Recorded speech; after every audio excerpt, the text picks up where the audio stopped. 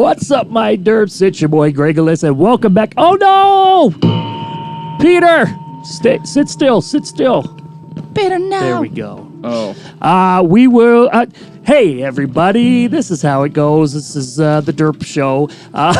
It's the DD&D Show. My name is Gregolis. It is Halloween. We are super hyper and excited. Thanks to everybody who are in the chat right now.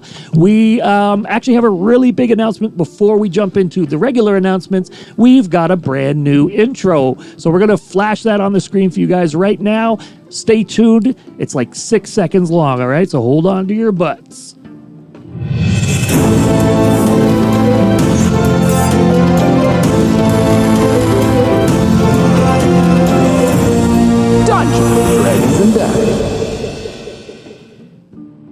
Uh-oh. There we go.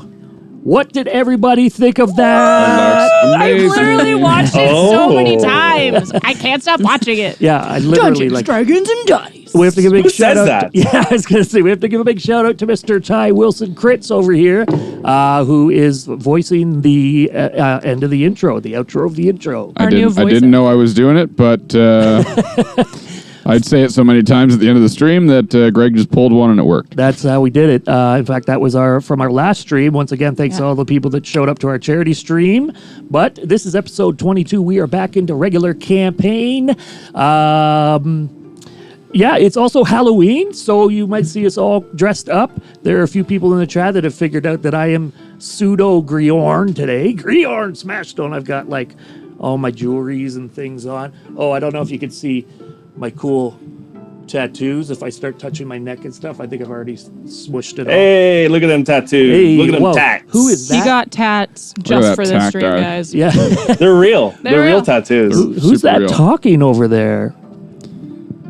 Oh, right, yeah. Mr. Chef's Kiss? Oh, hi. I am Pacha from The Emperor's New Groove. I love it. And it's when these dice just sing. If any of you seen The Emperor's New Groove, if not, you're not going to understand this. I have definitely seen it multiple times. Right. It's Yeah, I so love it. good. Oh my God. It's so good. Speaking of right, alrighty then. Let's throw it over to Mr. Tom Wilson. Alrighty then. I am Ace Ventura with a sequin dino as my parrot because dinosaurs used to be or turned into parrots. Yep. So that's how That's exactly how that's that how works. I figured that out. That's just science right there. Can we was get a definitely not last minute. Nope. Can we get an alrighty then from everyone in right now? Give it on a count of three. 1, 2, 3. Alrighty then. Alrighty then. Oh, this Great, I has been hated the best start in history ever. And Miss Wawa Tessie, can you explain who you are? No, Whip your braids back and forth. I only have one braid. Whip your braid back and forth. Where's your sugar glider? Yeah, where is your sugar glider? What's its name? There is no name in Ojibwe that I have found for a sugar glider. The closest I have come is a flying squirrel, which is not the same. Say it. Jugash Kondwa. Exactly. It's finally named. Ethan, write it down. Much cooler than I mean- trying to Try think of writing that one down. the anatomical. Like what? I'm like, is it glucose or what's the sugar? I'm blanking on the Glucose. Is it glucose? Yeah. Glucose Well- glider? Not in Glucose. Ojibwe. Not no Yeah. Ojibwe, no. Yeah, I don't.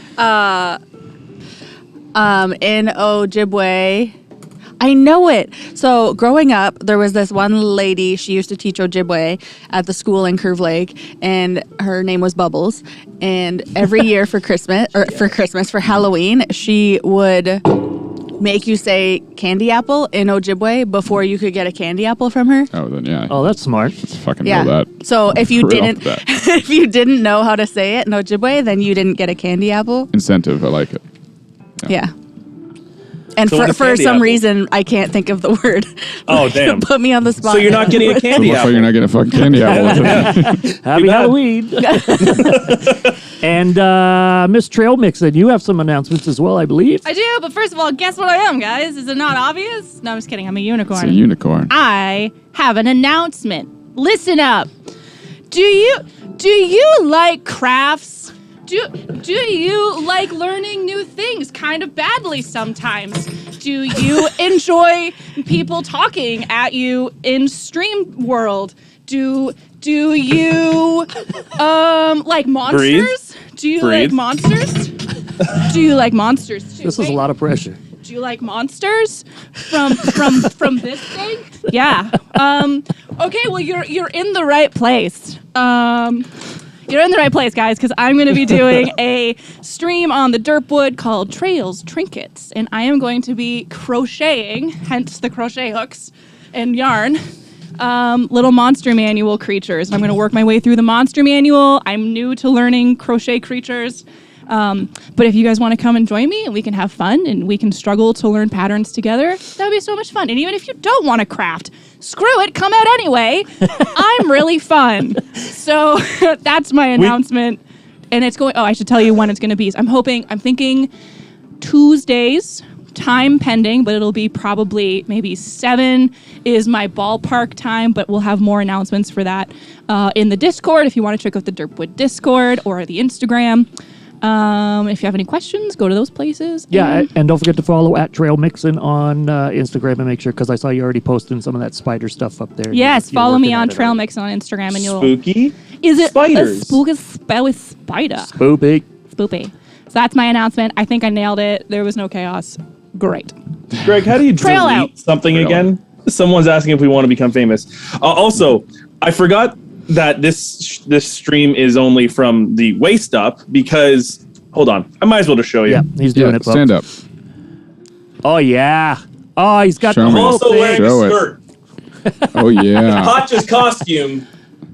That's a full Are you costume. wearing That's a full brown costume. tights? No, it's just the shadow of my legs. Oh, I thought he wore brown pants. I wish.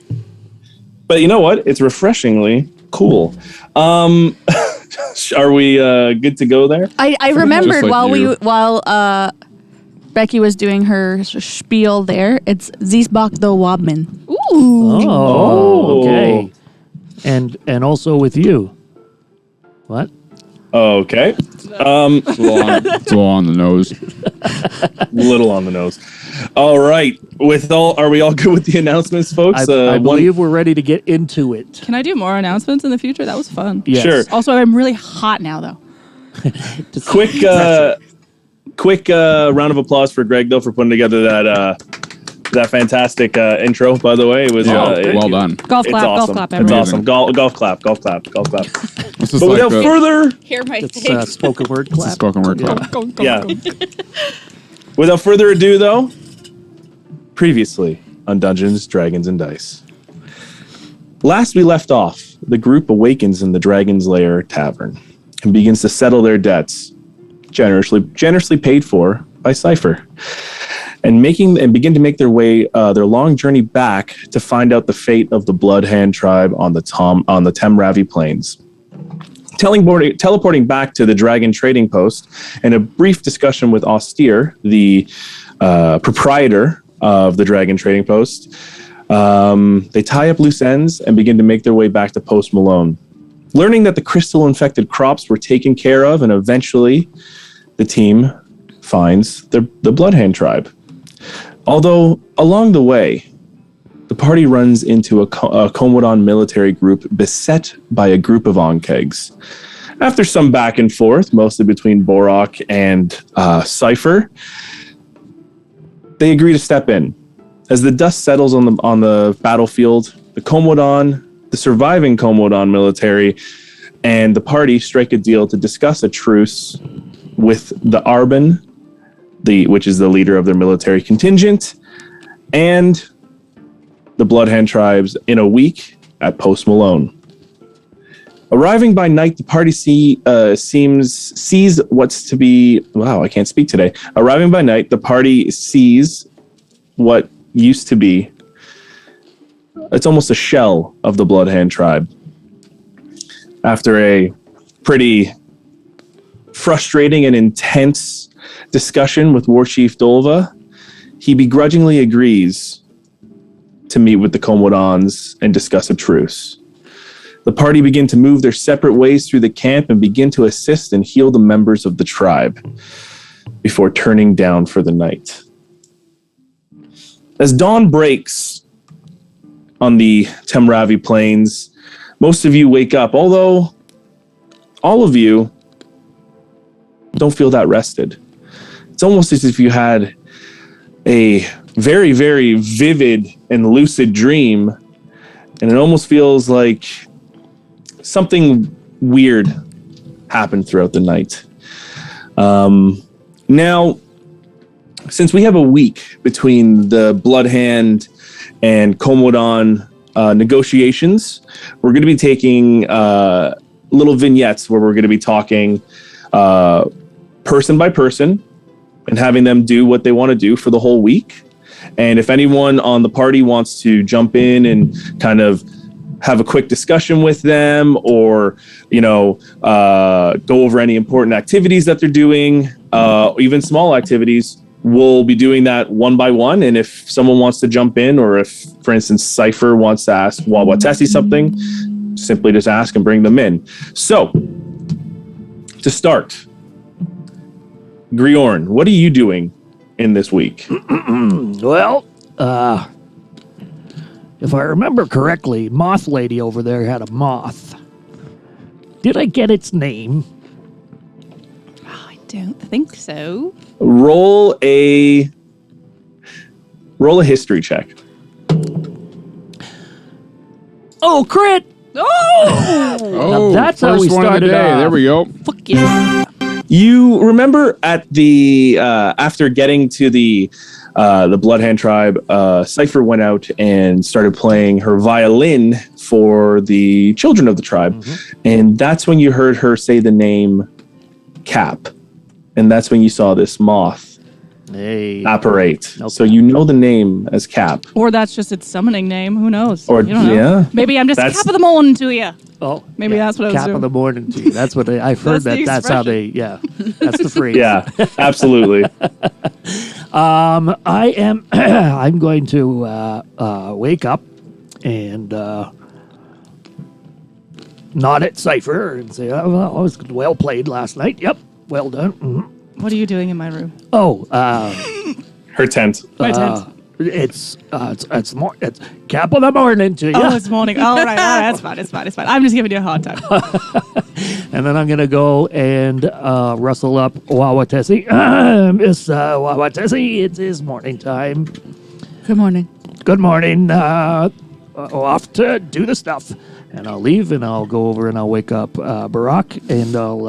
I've been up for 2 hours. oh, okay. Barack's not... You go to an empty tent. I'm going to sniff the air, test the wind, and then I want to hunt Barack down and find out where he is. Roll a nature check. I'm standing right here. Oh. I'm literally in front of the tent. Oh, I didn't see you there. I'm... Walked right past them, went into the tent. He wasn't I there. seriously, I've been sitting in front of this fire for Your a while. camo is just next level. It's just... Very, very sneaky. What do your ranger eyes see? Well, I see you trying to wake me up in the tent. That's right. Your hangover's getting to you. Oh, well, I mean, it could be many things. I wouldn't say it's a hangover. Dwarves don't get hangovers. As a reminder, I hope you all set your Roger that. remember I see Griorn, you haven't done the long rest yet. Okay. Sorry to jump in there. Bo, so, what's the plan here? Everything okay with Doval? Like, what happened? Well, I'm not gonna lie to you, man. This is a bit of a fuck show for sure. We have two options, really. We can go and try and seek peace, which I think is the best one. With the dynasty? With the dynasty, and maybe do the whole "the enemy of my enemy is my friend" thing. With the geodes? Yeah, and that might buy us some time to regroup before they start encroaching on the territory again. Or we can go and just give them hell, start fighting. But I don't think it's going to go well. But if we can beat them back enough, they are so fixated right now with the, well, soon to be the geodes, and then up north, the other battle they're fighting, or war they're fighting, that maybe they'll leave us alone for a while. But I fear that if they do win that secondary war, that they're just going to come back here and really stomp us out for good. You mean, like going to fight the Knolls or whatever was up there? No. Sorry, Peter. What's the DM? The other The kingdom to the north? Kingdom of the North, yeah. Yeah, Holdremian Kingdom. Haldramian Kingdom, that's it, yeah. Baroque, I don't know the history of any of this, but I'm wondering what makes them want this land to begin with? Is there gold? Is there... What makes anybody want any land? So you don't actually know the reasoning? Nope. If we knew the reasoning, we could try to convince them that it didn't exist. Like, let's say they wanted the land for the gold. We could say, they're just, the wells have dried up. You know, we could just kind of slip that into conversation. Isn't gold already dry? From my experience... Very good point. What, Tessie? From my experience, when a group of people try and just take land, it's either A, for resources, or B, just to take it. Okay. So they can have fair. it. I mean, I thought the reason was plain. So, Because it's the plains. Is this the time? yeah. Mm-hmm. Oh. It's too early? Okay. Sorry. It's never too early for a bad pun. All puns are good. Oh, yeah. I need to think on this a bit. I too need to. Nobody wants war, Barack. And quite frankly, I don't think your people are strong enough in numbers to take that on. Just, common sense at this point. But I too need to go and find that magic I've been looking for. Mm-hmm. Oh, what magic? I'm so sorry. I'm coming in all into this very late. You're looking for magic? Oh. So we're trying to stop a war. Yes. Fair. Very, very high priority. Yes. Trying to find magic. Aye. That is, there's magic everywhere. Or you just... It's an unusual magic, you'd say. Okay, so we're looking for that. Yes. And Wawa Tessie, do you have any, overarching goals, as you might say? Family. Looking for family? Trying to find family? Building Making family. Building family. Okay. I thought I was your family. You are. Oh, it's the berry juice that Love gets them that. every time. It's berry juice. So He does have the best berry juice. Yeah. I can dig into those more later. It was pretty awful berry juice, if I'm honest. Is what you make berry juice? Is rum? no, rum is not berry juice. Rum is definitely not berry juice. Yeah. Is rum potato juice? It's, Is that vodka? It's sugar juice. Sugar juice. Yeah. Does not taste like sugar. Yeah, tastes delicious. Anyway, we're getting off it track corn? here. Off track. No, it's not corn. That's rye. Oh, Also, rye is rye. that is way better. Anyway, the point is, we have a lot to think about here, and I wouldn't mind. Do I have the book from Talrand? Or you have it? One of us has it. Or maybe it's in the bag. It's in the bag. So You that means took you it and put it in have the bag. Yeah, I wanna read up on some history here, but also I kind of want to spend some time. Just I know that y'all think I'm not that smart, but I just want to do some thinking. A little meditating on my own here for a bit and find. Just put some thoughts together. Yeah. So, Griorn, how many days would you want to take to kind of go through and read about the book and maybe grab some information? So I want to do a couple things here. So I want to read the book. I know that it's not going to glean so much information on what's going on, but it's a historical. It was a book on the history of the arcane in Azlos, right? Correct. So I'm studying that to both study the arcane in Azlos and the history of it, but also to see if there's any kind of war stuff in there, and maybe the outcomes of those to try to understand it better, to better guide us in this decision on whether or not we want to go to war with the Komodan dynasty. So that's Okay. That's one thing. The other thing I want to do is also try to hone in on the runic magic a little bit more than just my regular check on it. Just really try to get the bearings and directions straight to the stone in the sand. Or is that what it was called? I believe. Yes. Yeah. Yes. So that's basically what I think I will be spending my days doing, as long as everybody's healthy and fed and happy. Otherwise, I would just be writing some music and probably playing a little bit here and there to keep people happy. Okay, so you kind of laid out what you're going to do for that week. So let's go and kind of jump through that. And if anyone wants to jump in while he's, doing something, just ask Griorn if that's all right. But so let's go through first you searching through that book. Okay. So can you roll a history check? 4.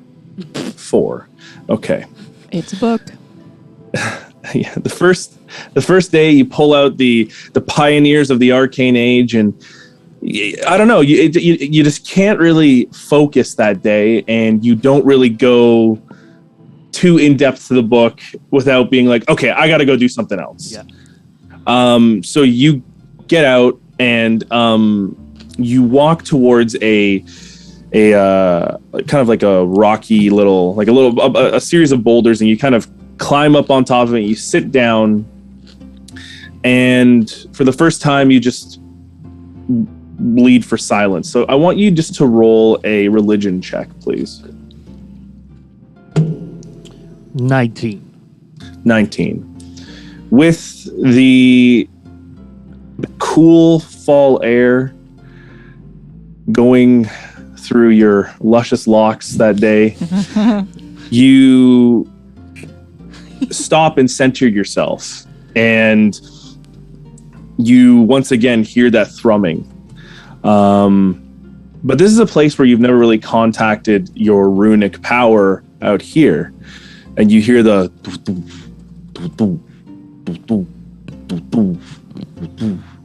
and you just let that beat take you further and further as you breathe in, breathe out.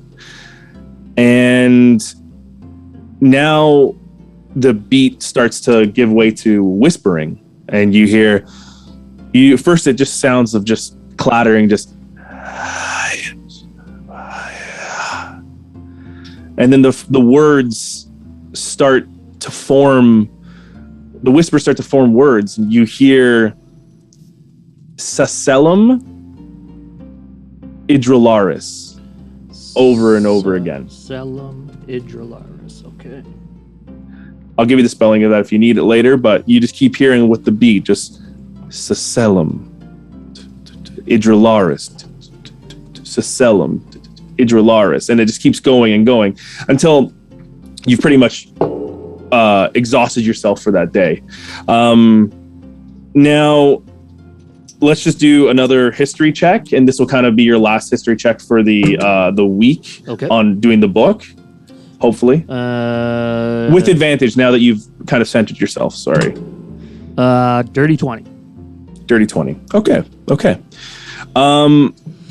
What exactly are you looking for again in the book? So it's twofold. I want to understand more of like the history of the arcane in this empire, but that's something that we can just you could glance over. But I'm also particularly looking for any wars or how they happen and what's any advantages or disadvantages on fighting the Commandant dynasty. Essentially, I'm trying to look for strategical weaknesses in this book. If it's there, I'm not 100% sure it would really say anything because it's more about the arcane, but I don't know. Right. So you don't get a lot of information on past wars. This book really goes over the magic of and who brought forward to foster and create the universities of magic. And you do, however, find almost a footnote on the stone in the sand. And the footnote on the stone in the sand is that while it's commonly known as the stone in the sand, it is a temple called Sacellum Idralaris. Oh, it's all coming together. You do also kind of read about magical ley lines and placing items on these magical ley lines to imbue properties with magic, but there's rough mentions about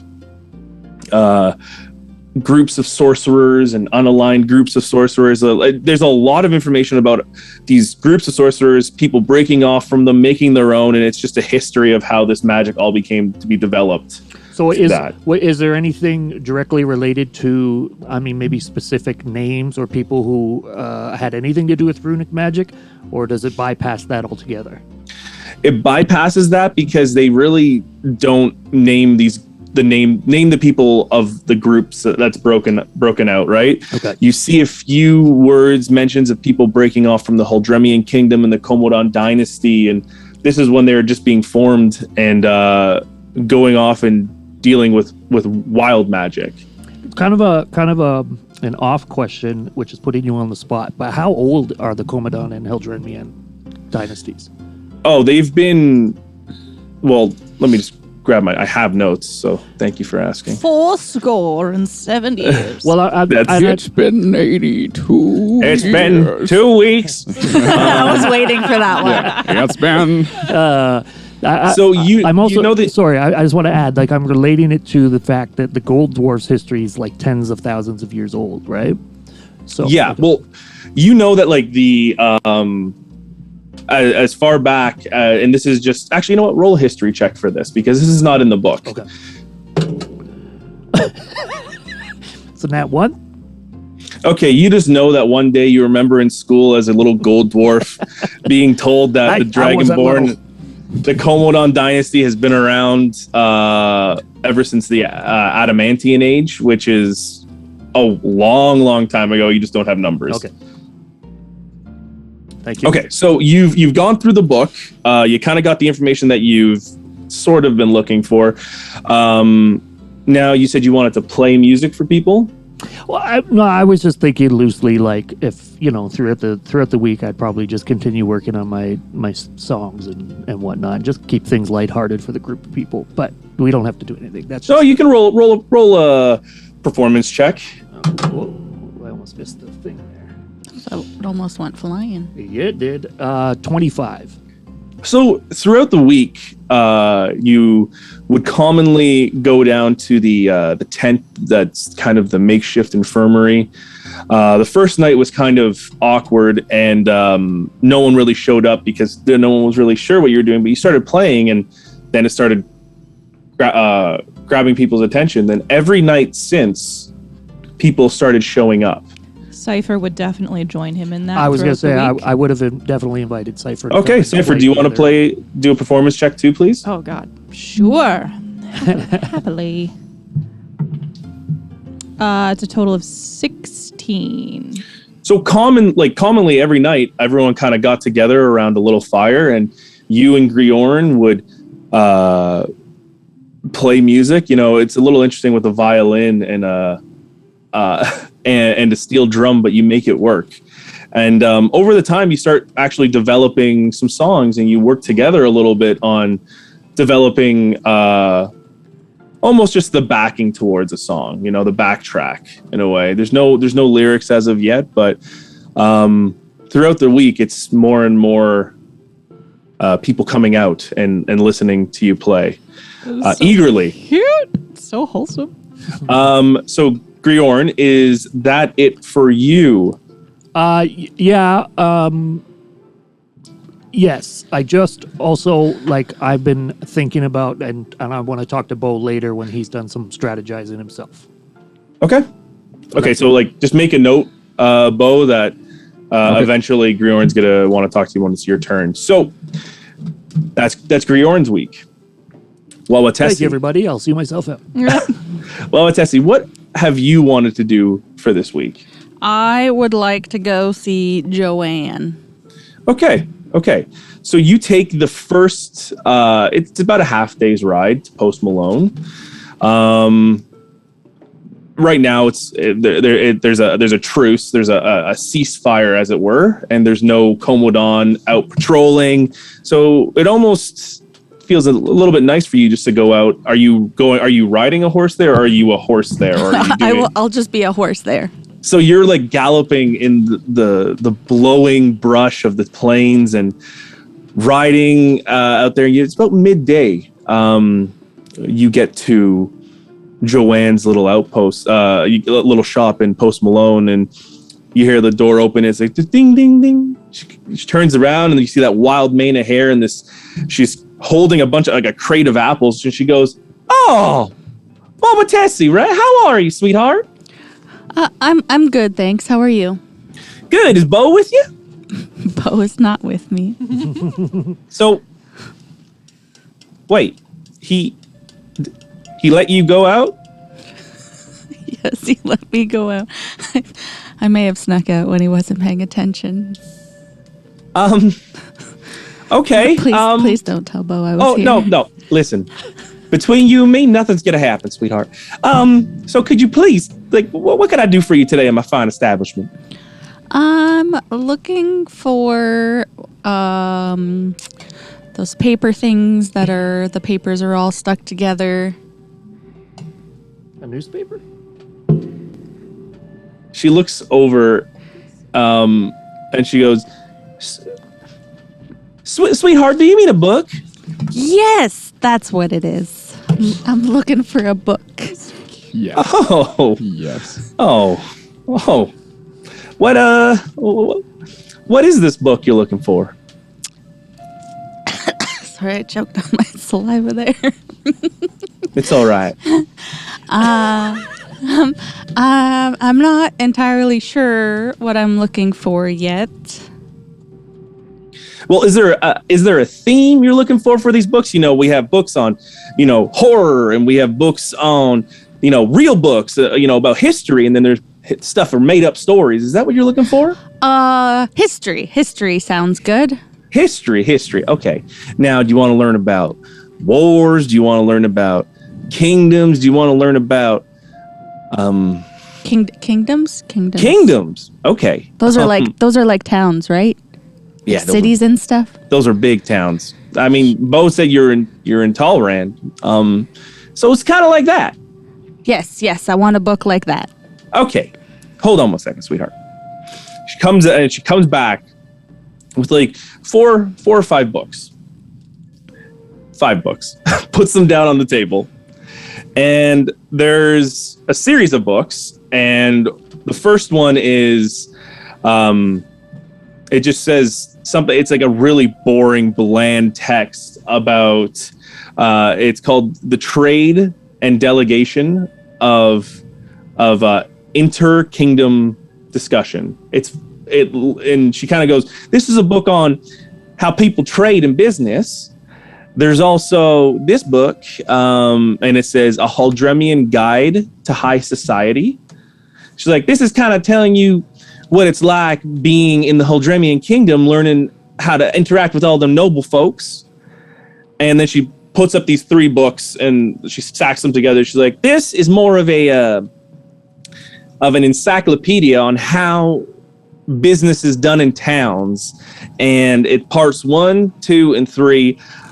I have only gotten through part 1, and it is incredibly, incredibly dry.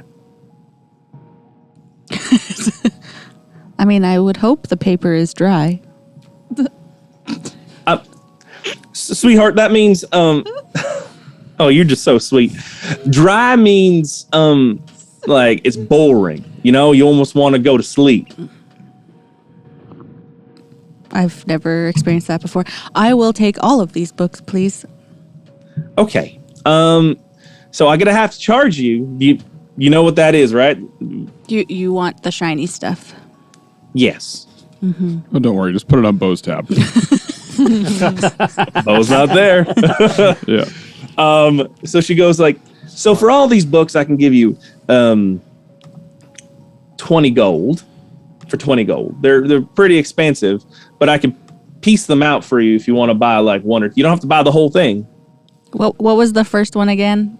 I don't think I'm interested in the first one so much. The one is more about trade. Yeah, I don't want to trade. So she kind of just takes it and throws it behind her. Tosses it. All right. Then there's the Haldremian Guide to High Society. Yeah, I want that one. Okay. And I will take the first one of the other ones, and then maybe I'll come back for the rest. Okay. So how about so you want 8 gold? Okay. 8 gold for those 2 books. So and she kind of wraps them up in this little like paper book bag and gives them to you and says, so hope you enjoy. You know, it might be a little difficult to get through the other book that you got where it's just about building a town and you only got the first part of that one, but I'm sure it'll come. It'll come to you. Don't worry. Okay. So now I want you to mark down that you have a Huldremian Guide to High Society. Greg, can you do that for me, please? Write it down. Yeah. A Huldremian Guide to High Society, and this one's called Running a Town, a Mayor's Guide to Business, Part 1. Got it. Okay. There's only the 2 books? Yeah. Only the I 2 books. The 2. Okay. Anything else I can do for you, sweetheart? Nope, that is all for today. All right. Well, I hope you have a great day, and you know, if you ever need some help learning how to get through these books, I'm more than happy to help you. Oh, I can read the words. I'm okay. Oh, I'm sorry. Well, anyways, have a great day. Thank you. Bye-bye. you and I just turn into a horse and go back. In the shop, and then you leave? Like tail end out of the store. So as you're starting to leave, you shift and you hear like the of the your feet as you're getting off the thing, and you hear like just the and it's like you ride off into the distance. So that's the first book bags over your shoulders. Yeah, she has actually a little book bag around her neck, and it's just like as she's riding back to camp, it's just bouncing back there. So, Tessie, what are you doing for the rest of the week? So I want to start reading the High Society book. Okay. Can you do a, I guess, intelligence check for this one? Yep, I can do that.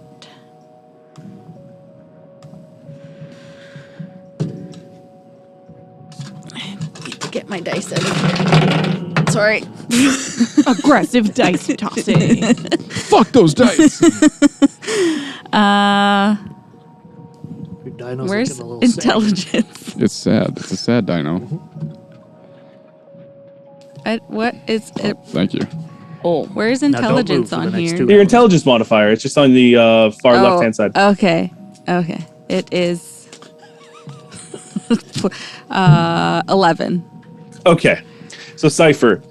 Okay, Tessie, like in the one night after everyone's kind of hung out from Griorn and Cypher's little show there, you huddle up in your tent and you just by some little candlelight, you open the book, and the book once again, you know, it's called the Huldremian Guide to High Society, and you read it's a book on etiquette in interacting with high society. It's a purple book with like a golden leaf border as you're kind of looking at it now more. You flip through the first few pages and it's a rather large book, and you learn about how in the Huldremian kingdom, normally nobles and ladies greet each other with a deep bow and a firm handshake after, always by the right hand.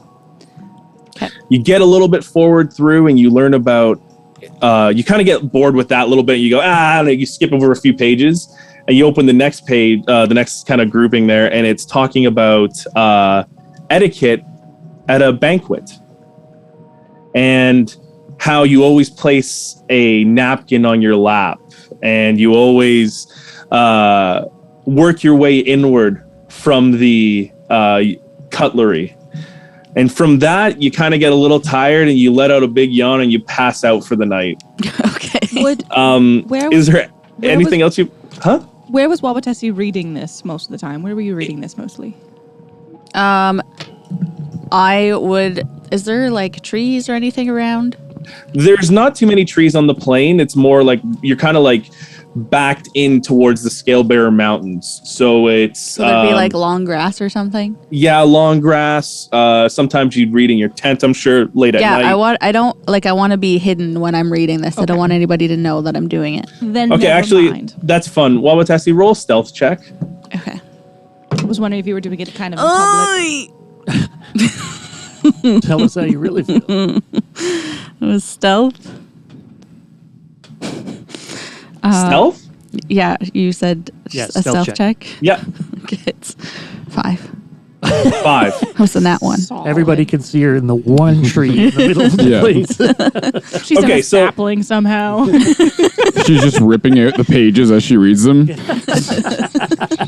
Bo, Griorn, Cypher, one day you're having breakfast during this week, and you're all sitting kind of at this table, and Wawatessi's nowhere to be found. But you do see Wawatessi in panther form running off into the tall grass. That's all you see, though.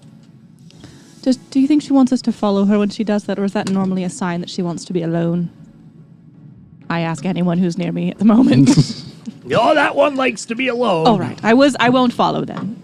I don't know if She tries to be sneaky, but I will honor the attempt. she's leaving by a paper not, trail all the way over to her. Yeah, I will honor her attempt by not following the direct trail she's left. Yes, fair enough. Very, very sneaky.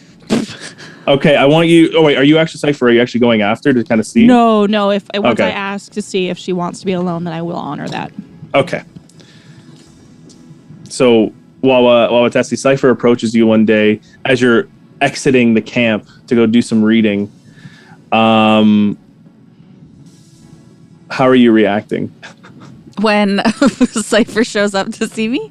Yeah, as you're exiting the camp one Yeah, night. I haven't followed you. out of Oh, the so camp yet. I'm just like getting ready to leave the camp and she's there. Yeah.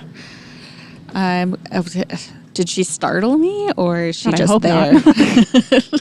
I generally try not to startle. Well, Cypher, it depends. How are you approaching? Let's say if she was leaving camp, I would just kind of maybe be like leaning, chatting with a villager, and like kind of catch her eye and kind of just like hoof over a little bit and say, "Well, what Tessie?" And definitely try not to startle her. She seems like someone who does not like to be startled. That is still gonna startle me. Because I'm trying to be Yeah, like, sneaky we've and made hoping that nobody's around. Like We've I'm made direct eye contact, but you're like still startled. just gonna. I will like go and I'll be like, "Oh my goodness! Oh, sorry, darling. I just. What are you doing here? You mean in general, like in the camp, or like your exit? Like right here, right in this moment, I came over to see you. I noticed you had that little purple book in your pocket, or in your I don't know what time. I don't book. What are you talking about? I'm gonna like tuck it in. I just wanted to say it's a very dry read, but if you get to chapter 15, you'll learn some really helpful hints for general royalty. And I'm not saying that I know how to interact with the snobs of the world, but I do. I am saying that.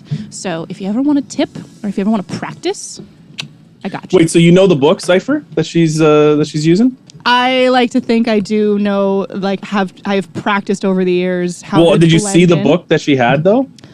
I guess I have to make a perception check. Yeah, roll a Yeah. perception check. That's not great. It's not great. 13.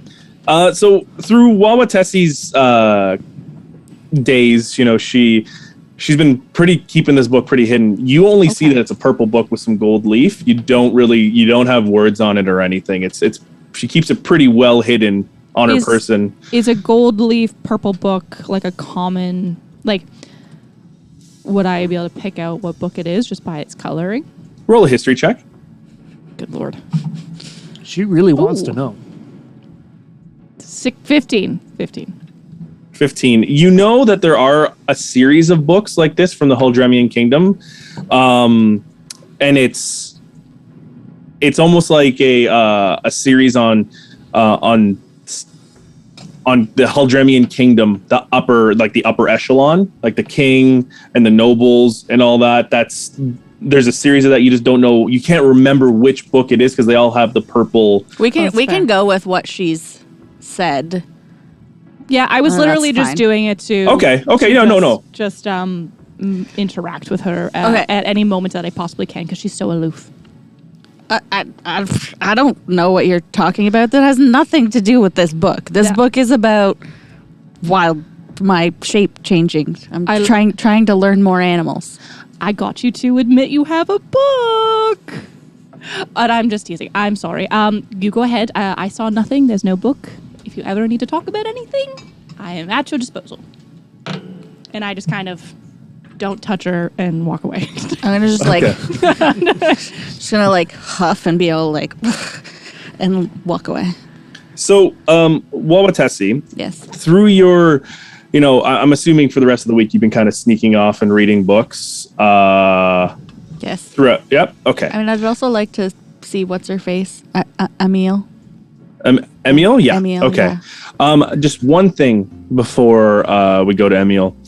One day, after Cypher stops you at the gate of the Bloodhand tribe, maybe you got a little extra spooked and you went off into a different path.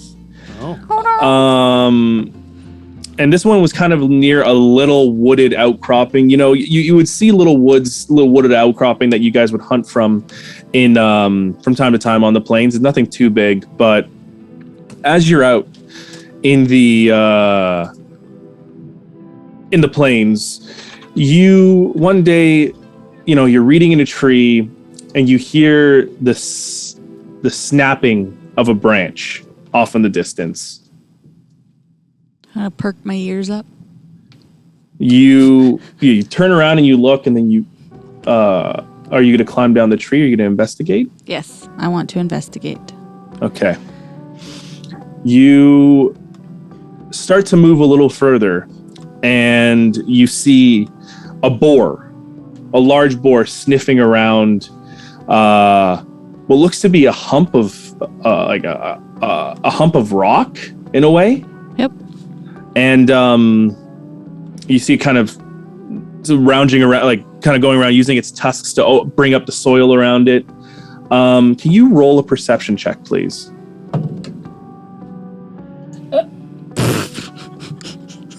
That's it. Call it. It's a nat 20. A nat 20? Oh, nice. Oh, crit. 28. 28. Okay. You immediately notice that these rocks aren't rocks at all. They're a collection of the purple geodes. Oh, shit. Picked it. Walking further up, though, you see that these aren't just geodes growing out of the ground, but they're growing out of the corpses of something. You make your way a little bit closer to investigate, and you see the body of a young, you can't really tell, a young furbolg. Oh, shit. A girl. And then you see the corpse of a older woman furbolg Cut it out. holding her, and the crystals are kind of going over them. You're evil. And you see laid up against the tree, almost holding his stomach, is Erlin, the furbolg that you met In Post at Malone. Post Malone. Fuck. And you can see that whatever transpired here, Erlin and his family didn't make it out. And they're now resting there as the crystals slowly take them over. I am going to set everything on fire. Just Willie. Okay? Not Okay. like willy-nilly, but like I'm going to burn the bodies and the stuff that is the stuff that is crystalled. I will, I don't want to touch it, but I will I want to burn it. I would also, for the bodies, I would like to do, my little tobacco ceremony thing and, say a little prayer for them. Okay. Yeah, for sure. Roll a religion check first. That was another nat 20. Come on. 25. That's great. Oh, Natural great. 1 and 2 crits.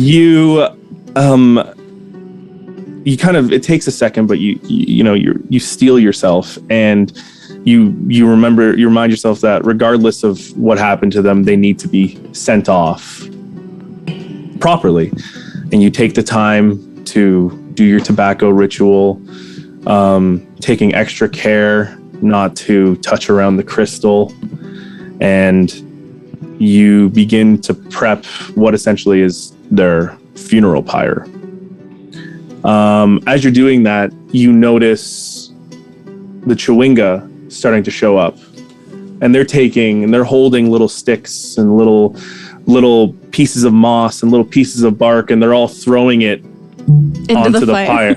No, they're throwing it onto the pyre as you're beginning to it. Oh, because Erling could see them too. Yeah, you were connected. Oh, And those little babies. They kind of stand around in a circle as you light the fire in the forest, and the fire just takes in the forest in the middle of the night, and you hear the crackling of embers and the splitting of wood and the hiss the hiss of the gems breaking. And you stay there the whole night, watching the fire die down, bringing it back up, die down, bringing it back up. You don't sleep that night. You make sure that they've been taken off and the Chewinga don't leave you at all that night. Then you Do I interact with the Chewinga at all? you can if you want. Because they don't talk to me. They just... Okay. I will... No, I don't want to talk to them. This is a very solemn, sad moment. Okay. And I just want to, be in that moment with them and be at a mutual, we're all feeling this kind of thing. And they don't leave your side. They stay there the whole night as well, waiting for the fire to die down. But as the fire starts to dissipate, and as you all know that the morning's coming, you see the Chewinga walk away, and as they start to walk away, they just disappear. And they disappear and disappear. There's one Chewinga, though, that is beside you, and it's a tiny, tiny creature, and you're sitting cross-legged, and it just has its hand on your toe the whole time, just watching, and it lingers there, not like the rest of them. And you see another Chewinga come out, grab it by the shoulder, and they both walk off. I want to use my little finger, and you know how guys do that, where they rub your face or whatever. Yeah. I want to do that with just my little finger to the guy, little Chewinga, as it walks away. Yeah, you do.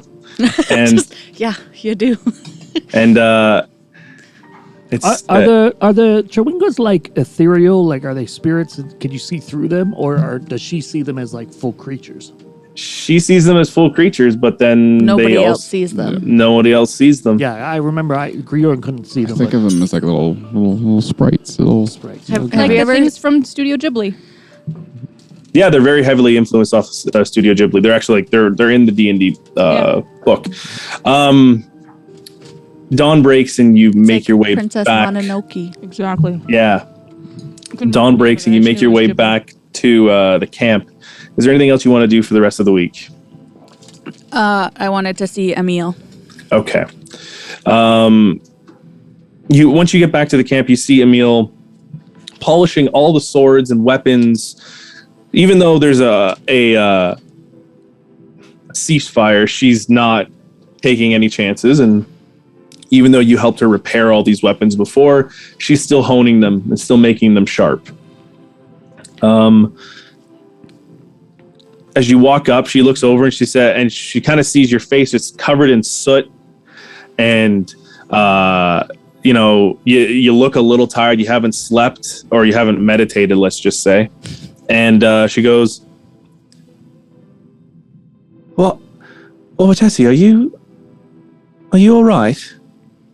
Yes, I'm fine. I just thought I would come and check on you and see if you were up for some training.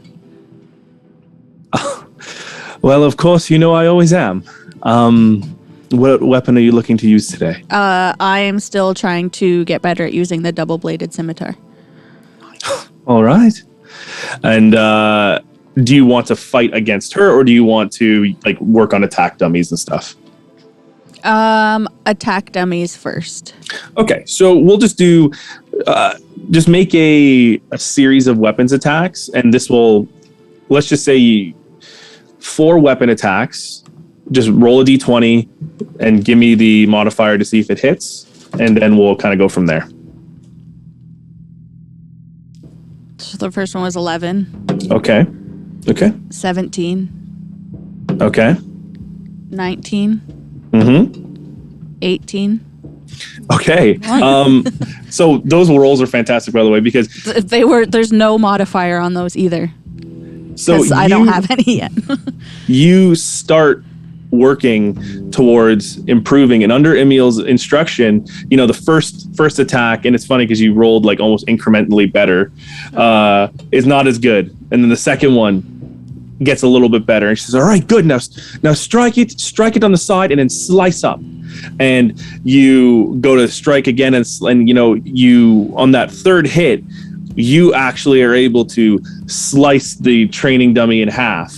And she's like, "Okay, now let's move on to the next one. And the last time you do the attack, your grip loosens, and it's not as much of a kill hit as much as more of a grievous wound." And she goes, and this is over the series of hours and instruction. And she goes, "We might need to stop for today. You've been doing quite well. It's just we don't want to tire you out. You look like you're understanding this a little bit more. How do you feel with it?" I feel like you're a very good teacher. "Oh, well, you're a very good student. You always know you can come to me for training and understanding of the double-bladed scimitar. Hopefully we'll get you proficient in it soon." Is a double-bladed scimitar the double light Yeah. it's got both blades ends on like the yeah. lightsaber with Yeah. 2 ends? It's the Yeah. elf. It's Darth Maul. Oh, that's fucking awesome! But I hers- just wanted to get a better image Hers in my is head. that it's like the split head of some kind of large, very cool animal. Oh, that's It's so cool. kind of like alligator-esque. Okay. Yeah. Sorry, I just wanted an image on that for my brain castle. Go. It's okay. Take it, lock it in. My brain castle. Walmatessi, is there anything you want to do for the rest of the week? How far into the book do I get? We'll do one final intelligence check. Could you roll the intelligence check and see how far you get into the book? Oh my good gosh. Did you roll a natural 20 again? No, a nat 1. Oh. Well, that just balances it. You know- Three. All over the place. I got a 3. Balance, as it should be. Okay, so Walmatessi, after this emotional day, and the training that you did after that, you really can't shake your mind of what you saw in the woods, and you don't really get much further in the book. You just keep. I mean, let me ask you: do you practice anything you see in the book? Well, I was wondering about, I wanted to get some supplies if I got far enough into the book. Unfortunately, you didn't. You just understood the etiquette part of it. Bowing, shaking people's hands, and etiquette at dinner. Okay. In a way. All right. But do you practice these at all, or are you just kind of reading and learning them? No, I'm not going to practice them yet. Okay. Well then, is that it for you for the week? Yes, that's all for me. Okay, Cypher. Up to you. What's your plans this week? Oh, so freaking many. No. Okay, so I have a lot of things I'm going to do, but one of the things that I'm going to do is kind of maybe at like sunrise or sunset one day when everything's like the prettiest. I'll find a spot and I am going to frickin' talk to Cap. Okay. And like I knew do that it. was his name. I do it away boy? from others because sometimes it just looks like I'm talking to myself and I know I look a little crazy. But if people come over, I'm not going to be upset about it. Like I'm away, but not hiding. Okay. Now, Cypher, you go off into the distance, and how do you usually summon Cap? So many ways. Sometimes I just kind of think about them. Sometimes I call out. Sometimes they just kind of show up when I don't expect them to. So this time I just kind of like sternly and like anxiously like Cap. For a little bit, there's nothing. Like, oh, son of a archfey. And then you hear off in the distance. Get your little fairy ass over here. Oh, you hear from like a local bush. Just you hear. No. I wasn't expecting this voice. All right, I'll come over to your bush then. And I just walk over to the bush and I just like try to scoop it and like hold it in my hands in front of me. So you rummage through a bush, and can you describe Cap for everyone? Cap is just a little kind of translucent, but rainbow colored, iridescent little moth. And it kind of has like sparkles, very much like the thing from Zelda, the fire. Hey! Yeah. In terms of like she has that little glowy and the little trail of sparkles, and they're just this little. They show themselves as a little moth, just in my hand. So you find the Cap, and Cap is kind of hanging on. Excuse me, question. Am I within hearing and visual distance? Well, I said I went away, All right. but I didn't hide. So if you were looking for me, I wouldn't be that far out of the village. No, I'm busy meditating and doing my own thing. Yeah.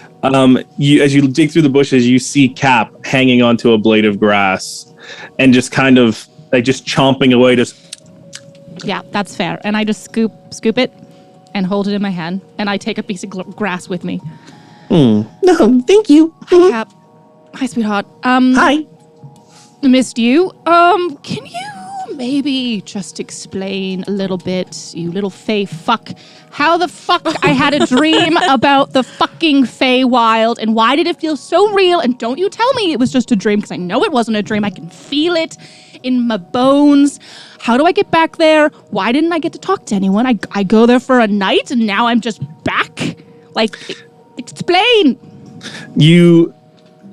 So Cap immediately like stops chewing and is just like standing there, like kind of mouth agape as you just yelled at them, and they go. All you hear is, and they just disappear in a cloud of sparkles, and then all you. And this flips. You see the Cap's right beside you on your shoulders, like. I'm sorry. Do you? It's not your fault. I mean, okay. assume. Okay. Yeah. Okay. Yeah. Okay. You you were there. Yeah. I knew it. I fucking knew it. But you weren't supposed to remember. Well, I do. Why wasn't I supposed to remember? It's one of the Feywild things. It's why I can't really remember it from when I was a kid, right? It's because it's all foggy. I just kind of have a vague sense of it, and then you keep showing up, and I'm like, okay, I think there's a connection here. Okay. So I'm sorry. I'm still working on Cap's voice. I love It's it so far. tough. You're nailing it. It's great. yeah. All right. I'm pretty sure it's physics. And you see, like I'm if a on to you, moth, Peter. if a I'm on moth to you. could sit, it like kind of sits on your shoulder and goes, Okay. So we're gonna let's just talk a little bit about this, okay? Don't please. freak out. I'm not going to freak out. I'm very calm. I can't tell you how to go back there. Why all right? not? We've been over this. You keep saying you can't, but I know you can. I'm calm. I'm glad you're calm. So, you remember we kind of had that agreement as a kid? I just, I took you there, showed you some things, and it was cool, and you learned a lot of things, right? You Very did? fascinating. Yep. Yeah. It wasn't so much as I agreed to go, so much as a cool portal opened, and I'm like, well, I'm not going to not go in there, but I see what you're saying. Hey, well, listen, we always have options, and you decided to go into there, did you not? I feel persuaded, but yeah, you're right. I did. At the end of the day, I am a vehicle for my own actions. That's fair. And we had a great time, right? We did, from what I can remember. But sometimes, well, let me ask you, why are you wondering now how to get back? Well, no, don't act like you don't know this has been the goal all along. You try to pretend it's not. I want to go back because I'm suspicious. And you know why I'm suspicious. You know that I don't. I think it's connected to my mom's death. You know I think the Feywild has affected my mom. And that's why she died. And my dad says it wasn't because of that.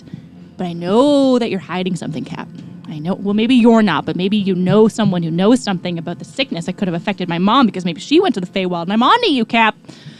Okay, I realize I'm starting to sound a little crazy right now. I'm just feeling stressed. Because I was in the Feywild. Just take a breath. Okay. Take a breath. Can you roll a history check, please? 14.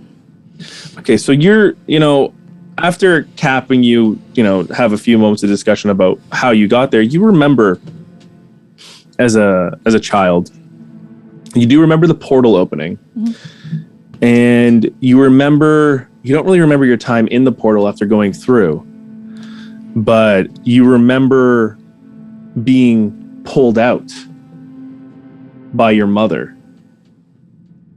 You remember your mother reaching in, grabbing you, and pulling out.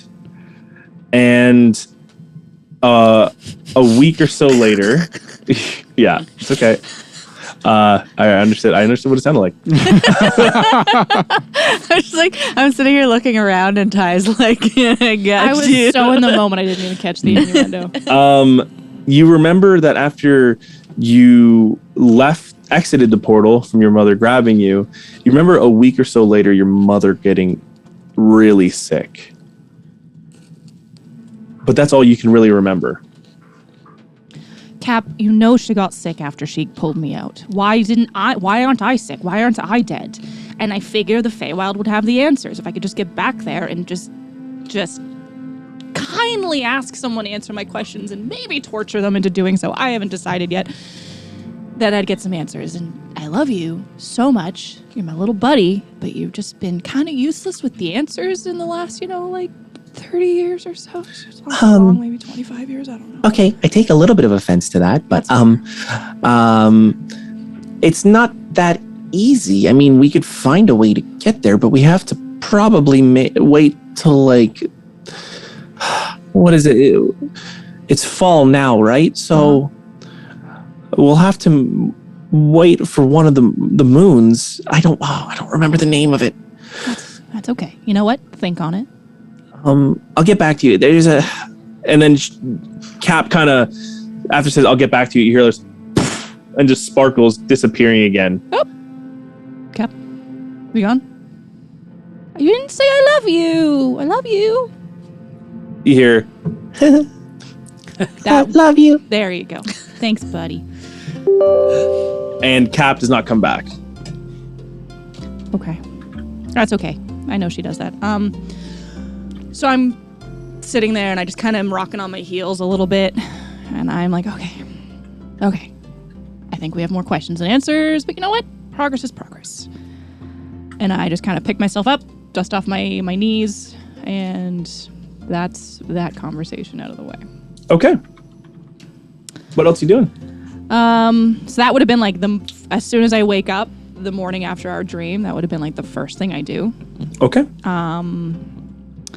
The rest of the time, I'm an explorer at heart. That's the whole reason I'm in this world. So I take permission. I ask permission first from the tribe to see if I can explore like the lands around, the beautiful plains, see what I can see. Oh, so you want to ask me any question? What? I know everything. About everything? Mostly. Did you grow up in these parts? No. Then why would you take me around these parts? Well, I've been keeping notes. Would you like a tour guide? I mean, I don't want to intrude on anyone, but I was just going to enjoy the local Well, I think what Bo was saying was, would you like me to take you around? Sure. That would be lovely. If you show me all the scenes. I want to see all like the cool trees, the cool plants, the cool animals, the cool ruins. Bo just is shaking his head. He's sighing a cowboy. Am I missing something again? So, Griorn was suggesting that Bo wanted Griorn to take you on a tour, not Bo. Oh. Bo was going to take you. That wasn't obvious? Because he has no fucking idea where I he didn't is. really think so. He seems Yeah. like an island dwarf, and this does not feel like an island. Oh, you've heard of the Migawa. Yep. not nearly enough since I've met you.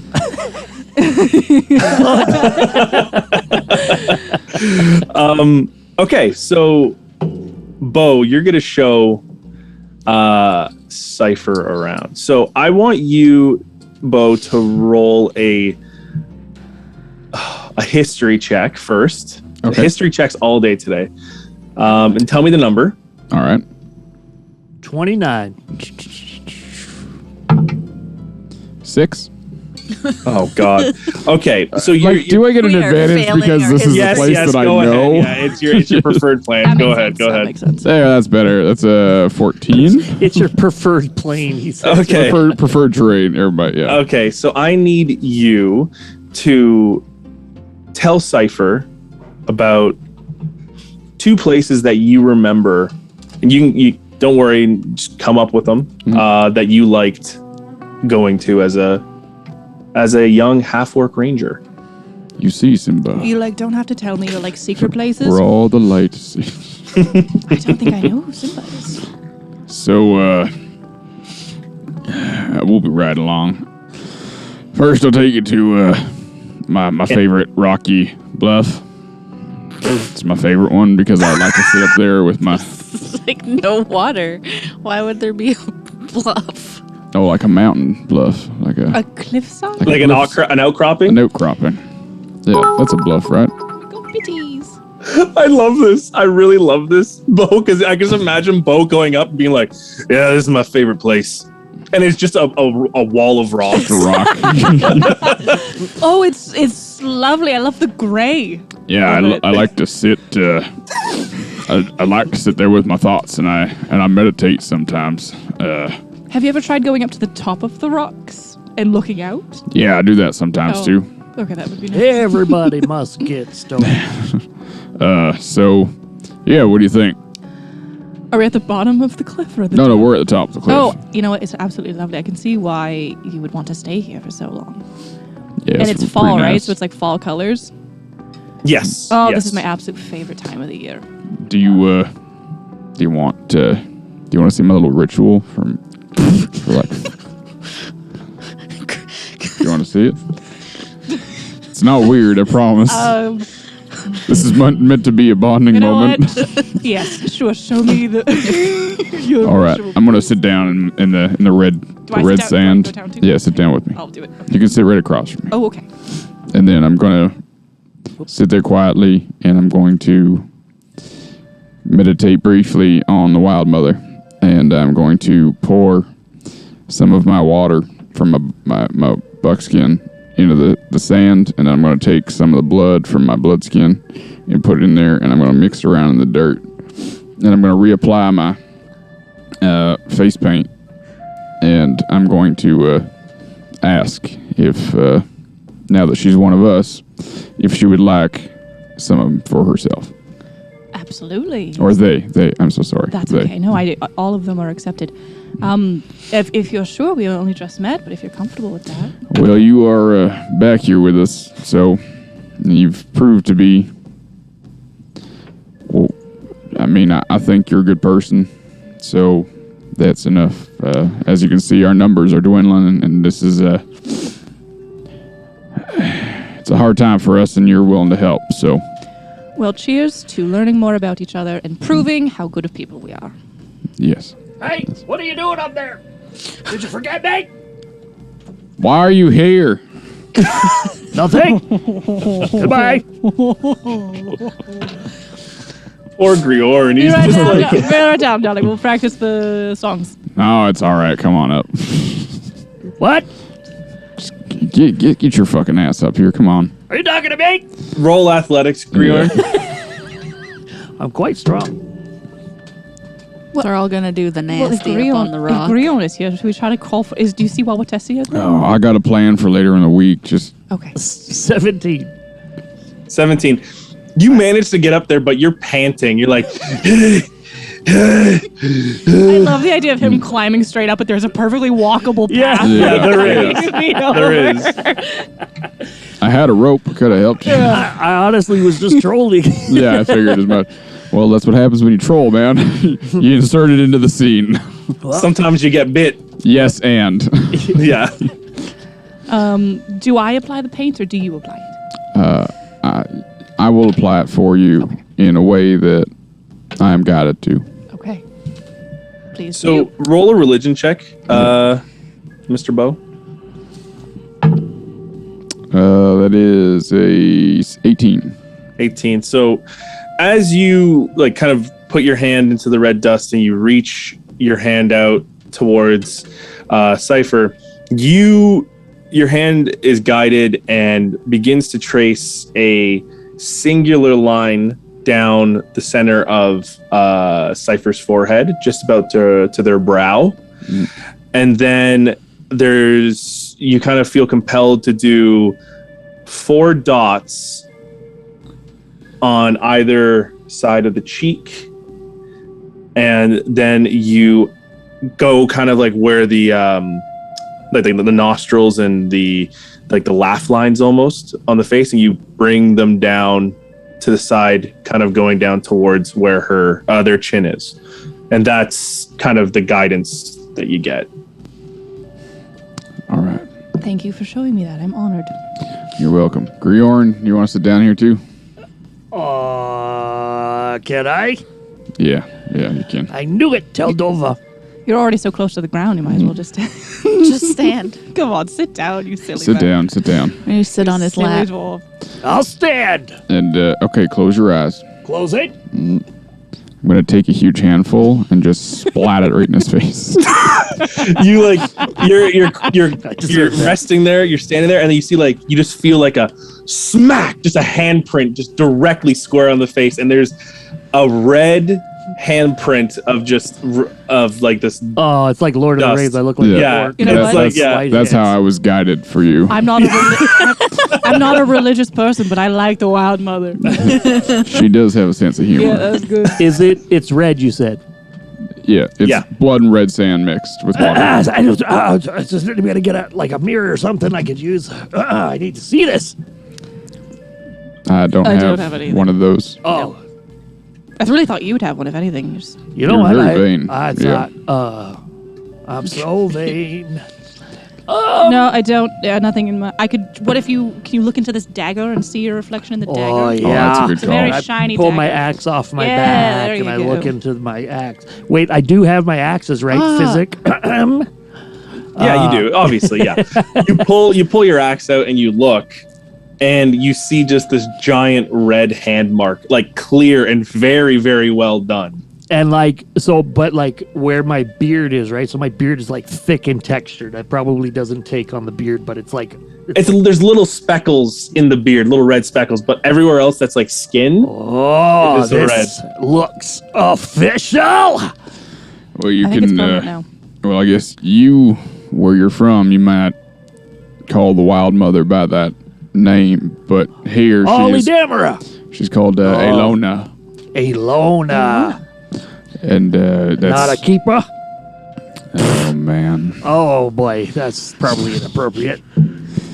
But you can just refer to her as the Wild Mother if that makes more sense to you. That is for the Wild Mother. Well, how's the Wild Mother feel about this? And I touch my neck and I prestidigitation my paint into neon green paint. Well, like I said, she has a sense of humor, so somewhere I've along the never seen lines, that she'll color get you back before. for it. It's such an unnatural color. Riorn, we'll see how that happens. What happens? See how this works out for you. So with this little scene, Cypher, I don't know if there's anything else you want to do, but Cypher, is there anything else you want to do within the week? Just at the end of the scene, like I don't have any rituals to kind of bring you into my life, but I pluck two. I know you've seen me do this before. I pluck two flowers out of my hair that grow every morning, and I just tuck them behind each of their ears, and I say, "I am a part of yours, and you are a part of mine." Oh, And then I will talk about what else I'm going to do this week. okay. I want to casually use my like whips to go down the cliff, just Cirque du Soleil, like whip onto a rock and like swing down. I think that looks cool. Okay. Okay. I'll allow it. A roll of athletics. Acrobatics. Acrobatics, fine. So you said Cirque du Soleil, yeah. 19. So impressively, like at the edge of this, once the ceremony's finished, Cypher just kind of drops off the ledge, and all you hear is a whoosh, and then you see her swing. You see her swing right across, and then whoosh, down another one, almost like using these rocky outcroppings as like steps for her to go down further and further and further. Some of and the then, coolest fucking thing you've ever heard. and then the last one is whoosh, she flips up and then does a somersault in the air, and then lands on the ground. 10-point landing. Well, that was cool. Fuck yeah. Okay. That was badass. Thank you. You're welcome. So for the rest of the week, My face paint's better than yours. I mean, if your ass is bad, you should probably wash it. That's true. I will. There's two things. So one is I'll help out around the village, whatever needs help. Like if there's any healing that needs to be done, I'll do that every day. Okay. I'll help mind the children Okay. as well throughout the day, kind of like little Cypher daycare. She acts like she doesn't like kids, but they kind of do like kids. And if there's enough of the little children and they're interested, I would like to kind of like start working on like a little mini play with them and like teaching them little roles and little dances. And then we're like, okay, kids, at the end of the week, we're going to do a little show. Because you know how Auntie Cypher and Uncle Grion have been doing the little shows every week. And we're gonna do a special show at the end. Okay, so for that, let's do that one first. Okay.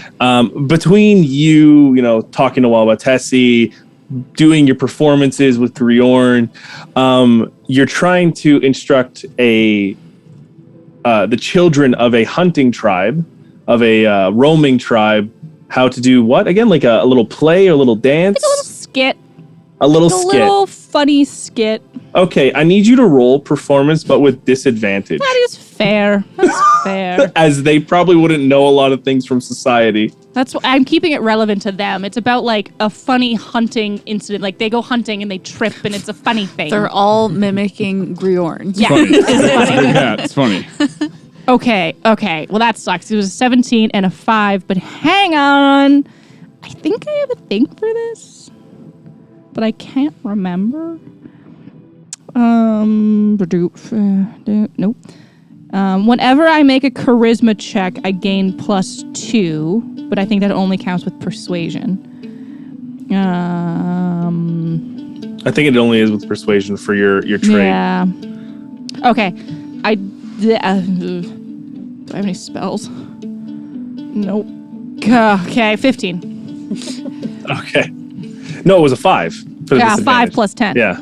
Oh, damn. Okay. Well, you took a lot of time during the week when when they were at Auntie Cypher's daycare, and you took a lot of time to teach them this play on hunting and what they want to do and be these amazing hunters. One like little toothless orc who's just starting to get their tusks in was like, I want to be like Borak. And then you hear someone saying they want to be like Wawatesi, and then then someone wants to be like Griorn. Yeah, that's and right. You make this little story around them hunting an animal, and It's the last one picked. you are the one that Peter, Huh? It's very important to point out that Auntie Cypher's daycare spells ACDC.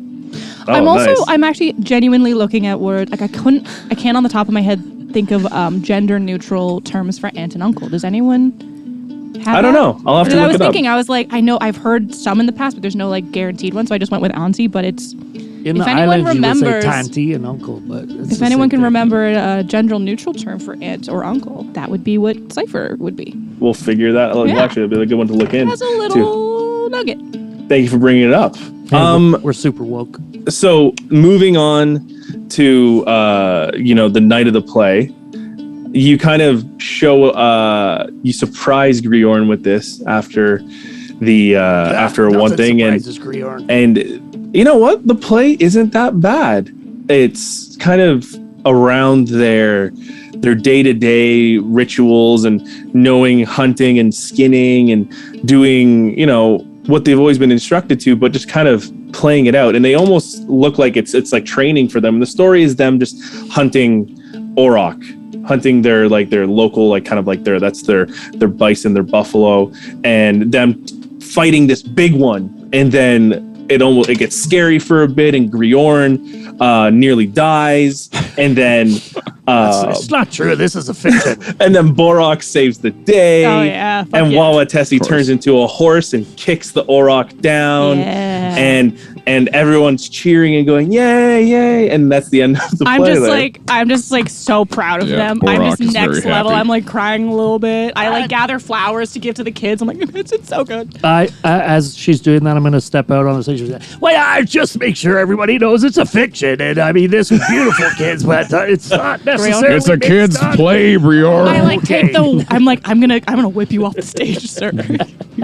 and What just happened here? So Is this- I like take. Is there something wrong with them? No, so this is called a play. A play. And it's basically like we just play pretend. We pretend that a scenario is happening, and we then act it out. That's what we did. And I taught the little ones how to tell a story with their bodies and with their words, and it's basically visual storytelling. They tell a story with their body like Griorn does every night in his tent.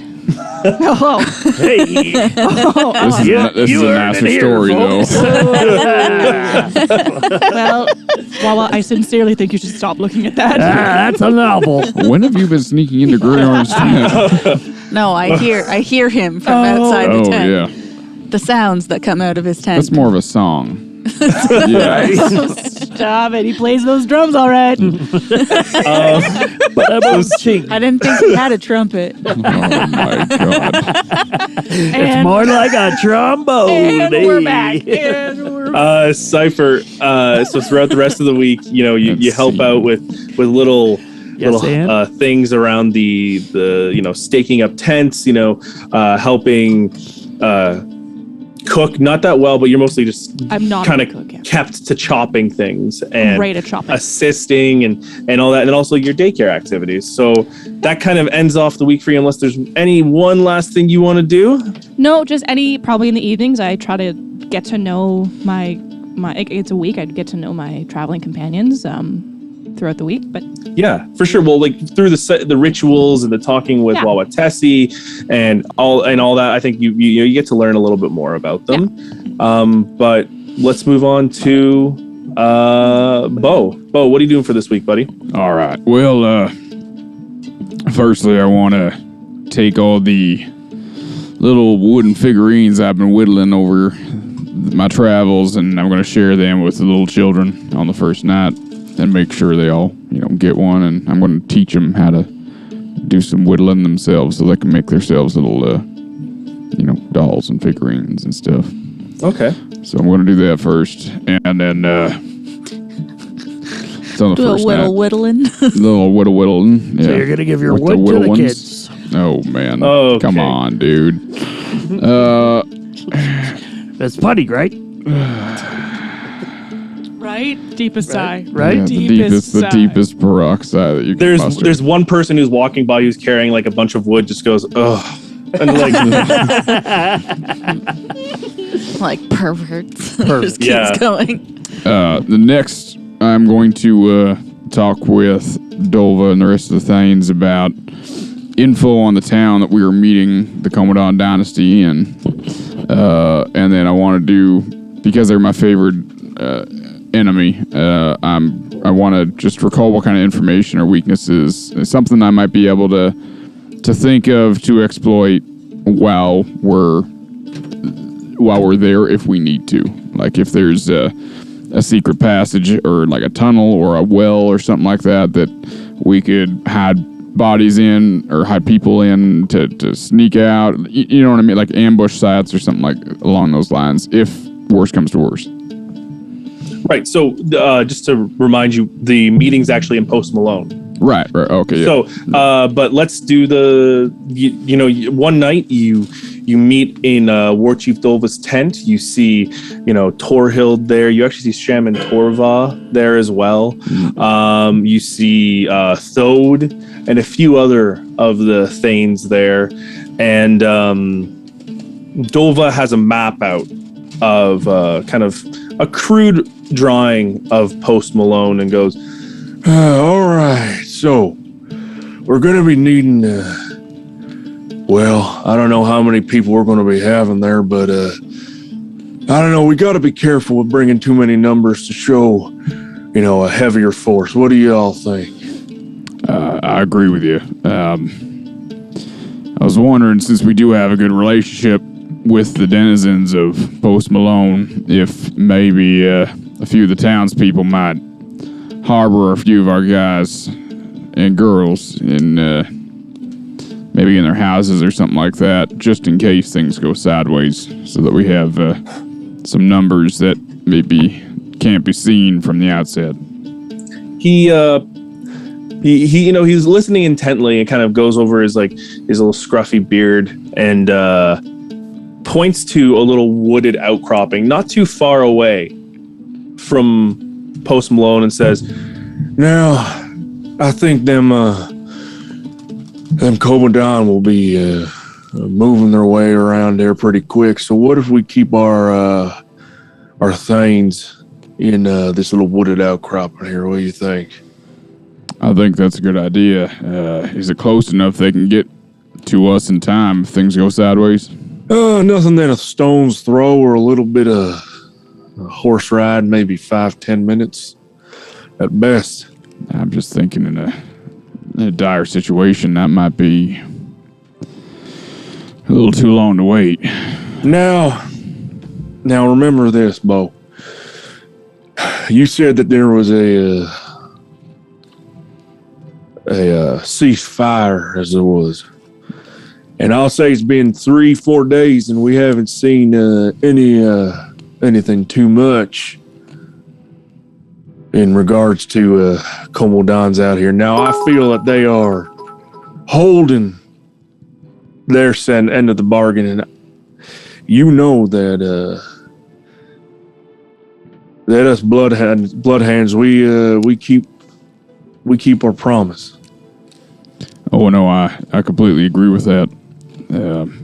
I'm just hoping they keep theirs, and I like to be prepared for every situation. Obviously, peace is what our end goal is here, but I don't want this to be a needless slaughtering if they decide to go sideways on us. All right, tell you what. looks over, sees Thode. You see Thode standing there kind of in the firelight, and he goes, Thode, you, Denassi, and Gan, you get on out there and you talk to the mayor, Post Malone. See if they can figure out something in regards to keeping some of our things off in the distance. and you see Thode kind of step forward and goes, Yeah, I think I could take care of that, no problem. You want us to ride out right now? He goes, No, do it in the morning. We'll catch up later. Is that all right with you, Bo? Yeah, that sounds like a plan. and Thode kind of looks over at you and gives you a little bit of a nod, and they kind of exit the tent. Can you roll I guess a history check, because you want to kind of learn a little bit more, kind of remember something about the Komodans. Oh, that's, yeah, I get advantage on that too, because they're a favored enemy. 18. 18. Okay. The you start to remember that, you remember the military structure, right? Right. And you remember that there's the Arbons, there's the Soldars and all that. Those are the people that are kind of in this area. They're a little bit lower ranking military. Yep. You're thinking, though, in your head that there must be someone else coming in to hold these discussions. A Zune, possibly. Maybe a Zune. But you can't really remember past that who would be coming in for the discussions, which would mean, though, that they will be a little bit more adept in their skills. And are you to let them know the? Yeah, I'll let them know. When we were in, I'll ask anyway. When we were in Talrand, when we were in that tribunal meeting, would we have seen a bunch of the Zunes, like the majority of them, or would there be ones that were located in different parts of The only Zune you met was Zune Amruk. Right. The rest of the tribunal was made up of multiple scales and of multiple different abilities. Gotcha. Okay. All right. So that's yeah. Okay, go ahead. Well, War Chief Dolva looks over and says, Shaman Torva, what are you thinking about all this? and Torva kind of sits up, using her cane as a little bit of a like a leaning point, and goes, Well, I am thinking that these conversations, they might go okay, but have they been brought up to date about the infections, the crystal infections? Well, I've let the people in Talrand know, or the higher ups there. I don't know who we're going to be meeting in Post Malone, but I'm assuming they should have some sort of know of it, or we're going to let them know of it. We have townspeople there that are familiar, so should be pretty easy to at least give them a working knowledge of what's going on. So you're saying we're going to use them as a little bit of a, example? Exactly, yeah. Aye, all right. and she kind of sits back down and says, It's been a little quiet with nature. My communing there's not too much coming out from these crystals as of late. That's a good thing, I think. The meeting kind of goes on, and you get a little bit more information, a little bit more discussion on the layouts and possible places where you think they would meet within Post Malone, and it's mostly going to be near Joanne's store. That's kind of the most large area where people come in and out. But the conversation kind of dwindles down, and people move out for the night, and War Chief Dolva is waiting for word back on Thode, Danasi, and Gen to scout out the area. The meeting kind of closes out. What else did you want to do during this week? So on probably the first or second evening, while everybody's, tending to their stuff, I want to ride out and see if I can find myself because we're near the mountains, right? Yep. Yeah, I want to see if I can find myself like a waterfall with a little pool underneath, like like a freshwater spot. That might be nice.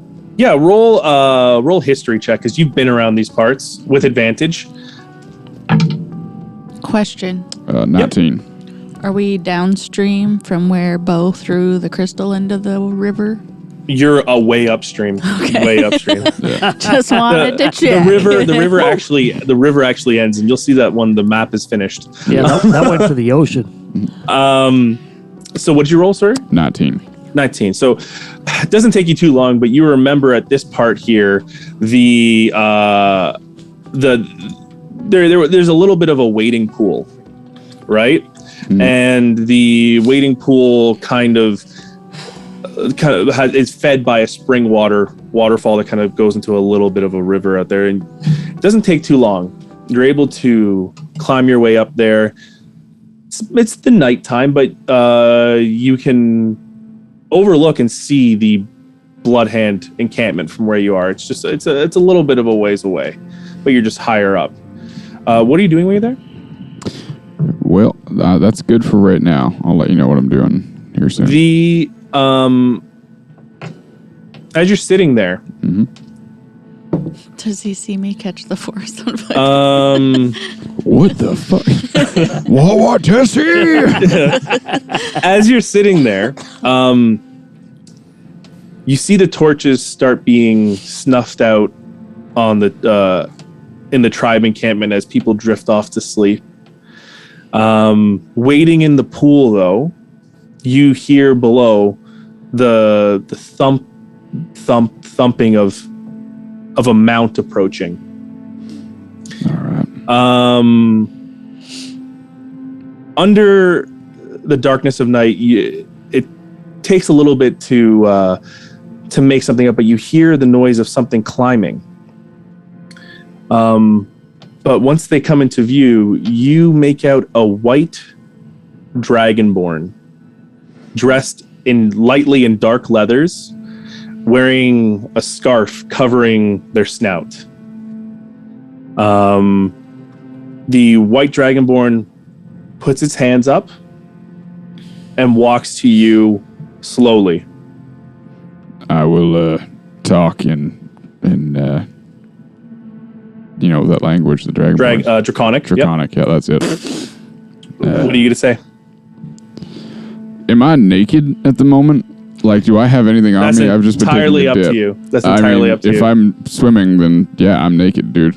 So you're like wading in the water, yeah, arms up on the rocks as this person comes up and they say back to you in Draconic. I say, well, no, I'm just gonna say, looks like you got me dead to rights at the moment. You see as the form come closer, it's a female dragonborn and goes,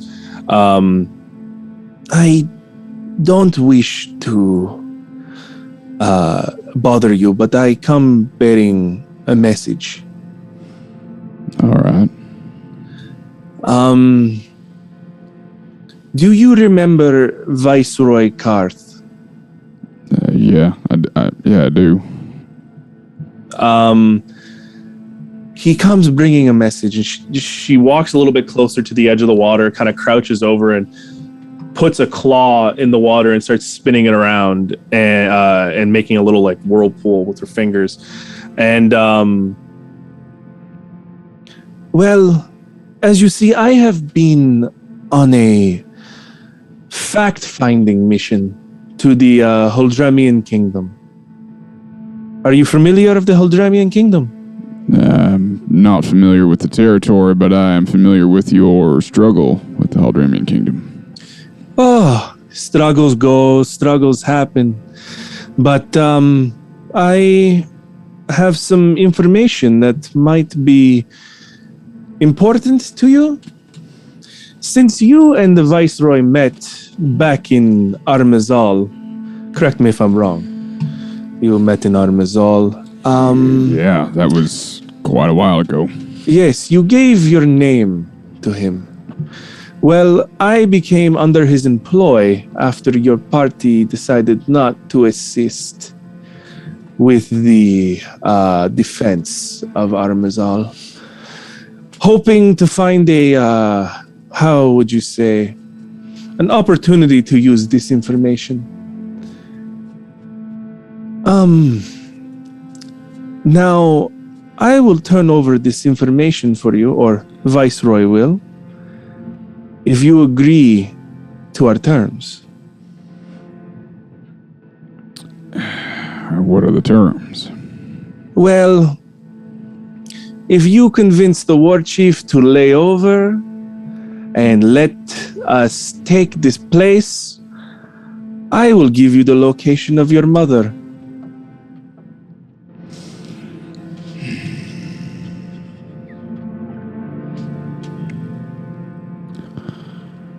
Well, How would you... Think on it. I will be at Post Malone on the day of the meeting. How would you... How would you come across that information? How do I know you have it? You'll just have to trust me, why don't you? I've been looking after you for a while, and I know what I can from a half-orc that has had a little bit of a rough upbringing. And let me just say, I see you take after the trait of your mother. You like carving little animals with wood. She likes doing the exact same. I must be going.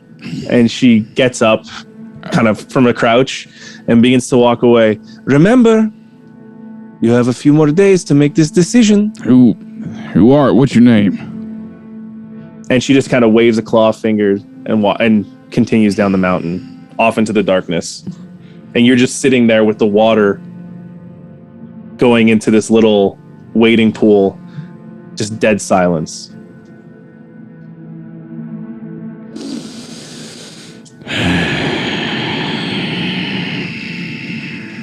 That's the biggest sign. Yeah. All right. Well, it looks like Bo's got some thinking to do. So do you kind of stay up there for a little bit? Yeah, I'm just staying there. His mind's all messed up right now. So he doesn't really know. There's part of him that wants to go and track her down and use violence to get the information. There's a part of him that's thinking it's bullshit. There's lots going on in his brain right now. So yeah, he's just gonna try and take some time alone. He knows where she is. So okay. Well, that night passes. What are you to do for the rest of the week with this information? You have, let's just say, that happened midweek. You have a couple more days before having to go. All right. Well, this kind of goes into the plan I already had anyway. The next day from then, I'm going to gather Wawatesi and Cypher and Griorn together and say, why don't y'all come for a ride with me? What do you say? Absolutely. A piece. Do I get my own horse this time, or do I have to turn into one? I'm sure we can wrangle you a horse. Can you turn me into the horse and I can carry you this time? No? I mean, I think that might be an option Is it for an you. option? Can you turn me into the horse? But that's up to her if she wants to use it. I'm offering. No, I would like to keep that for a rainy day. Just in case. Okay. All right. Okay. Yeah, so I want to take them as a little team building exercise. I want to bring them over to the little wading pool, and we're just gonna have a nice little day together at the little team building. Balls. Yeah, Little team building. yeah, a little team building exercise. Nasty. Okay. You bring them up to this wading pool area.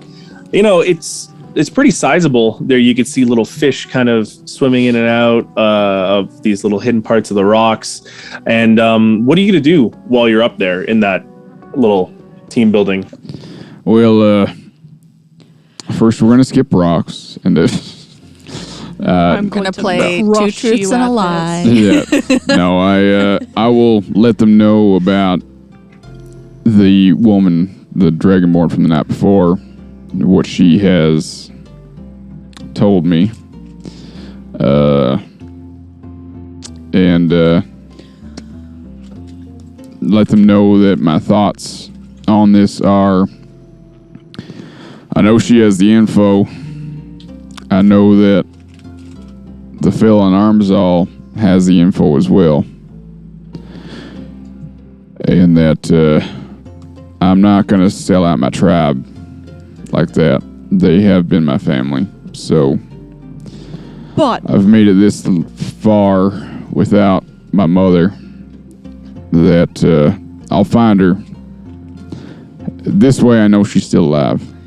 So I'll find her. But I'm not gonna sell out my people for that.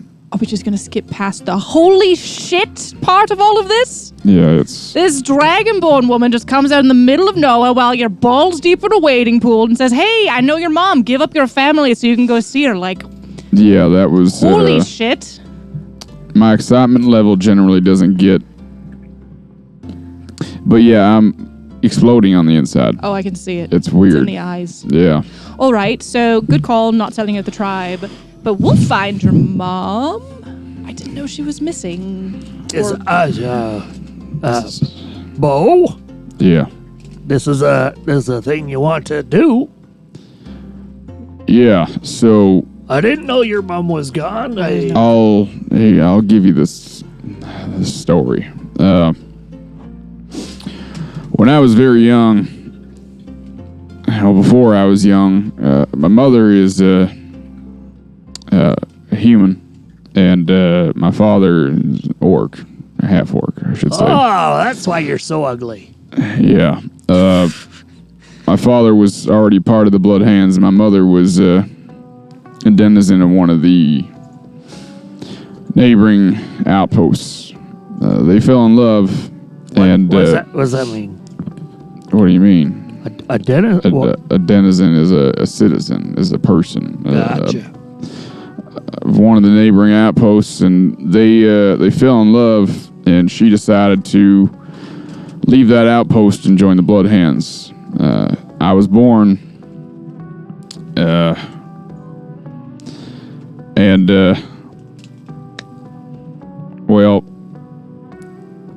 very early on, my father was killed, and my mother was taken back by her people and kept there against her will. By that time, as she was quite young when my father and her fell in love, she had become very accustomed to the ways of the Blood Hands and was not wanting to leave that type of life. And when they took her, from my understanding, she decided to, or not decided, she went a little crazy. And that's really all I know. She was kept there, or is kept there, as a captive against her will, because they think her wanting to be with the Blood Hands is complete insanity. And so she's lived there for, as far as I know, wherever she is, 20 some odd years.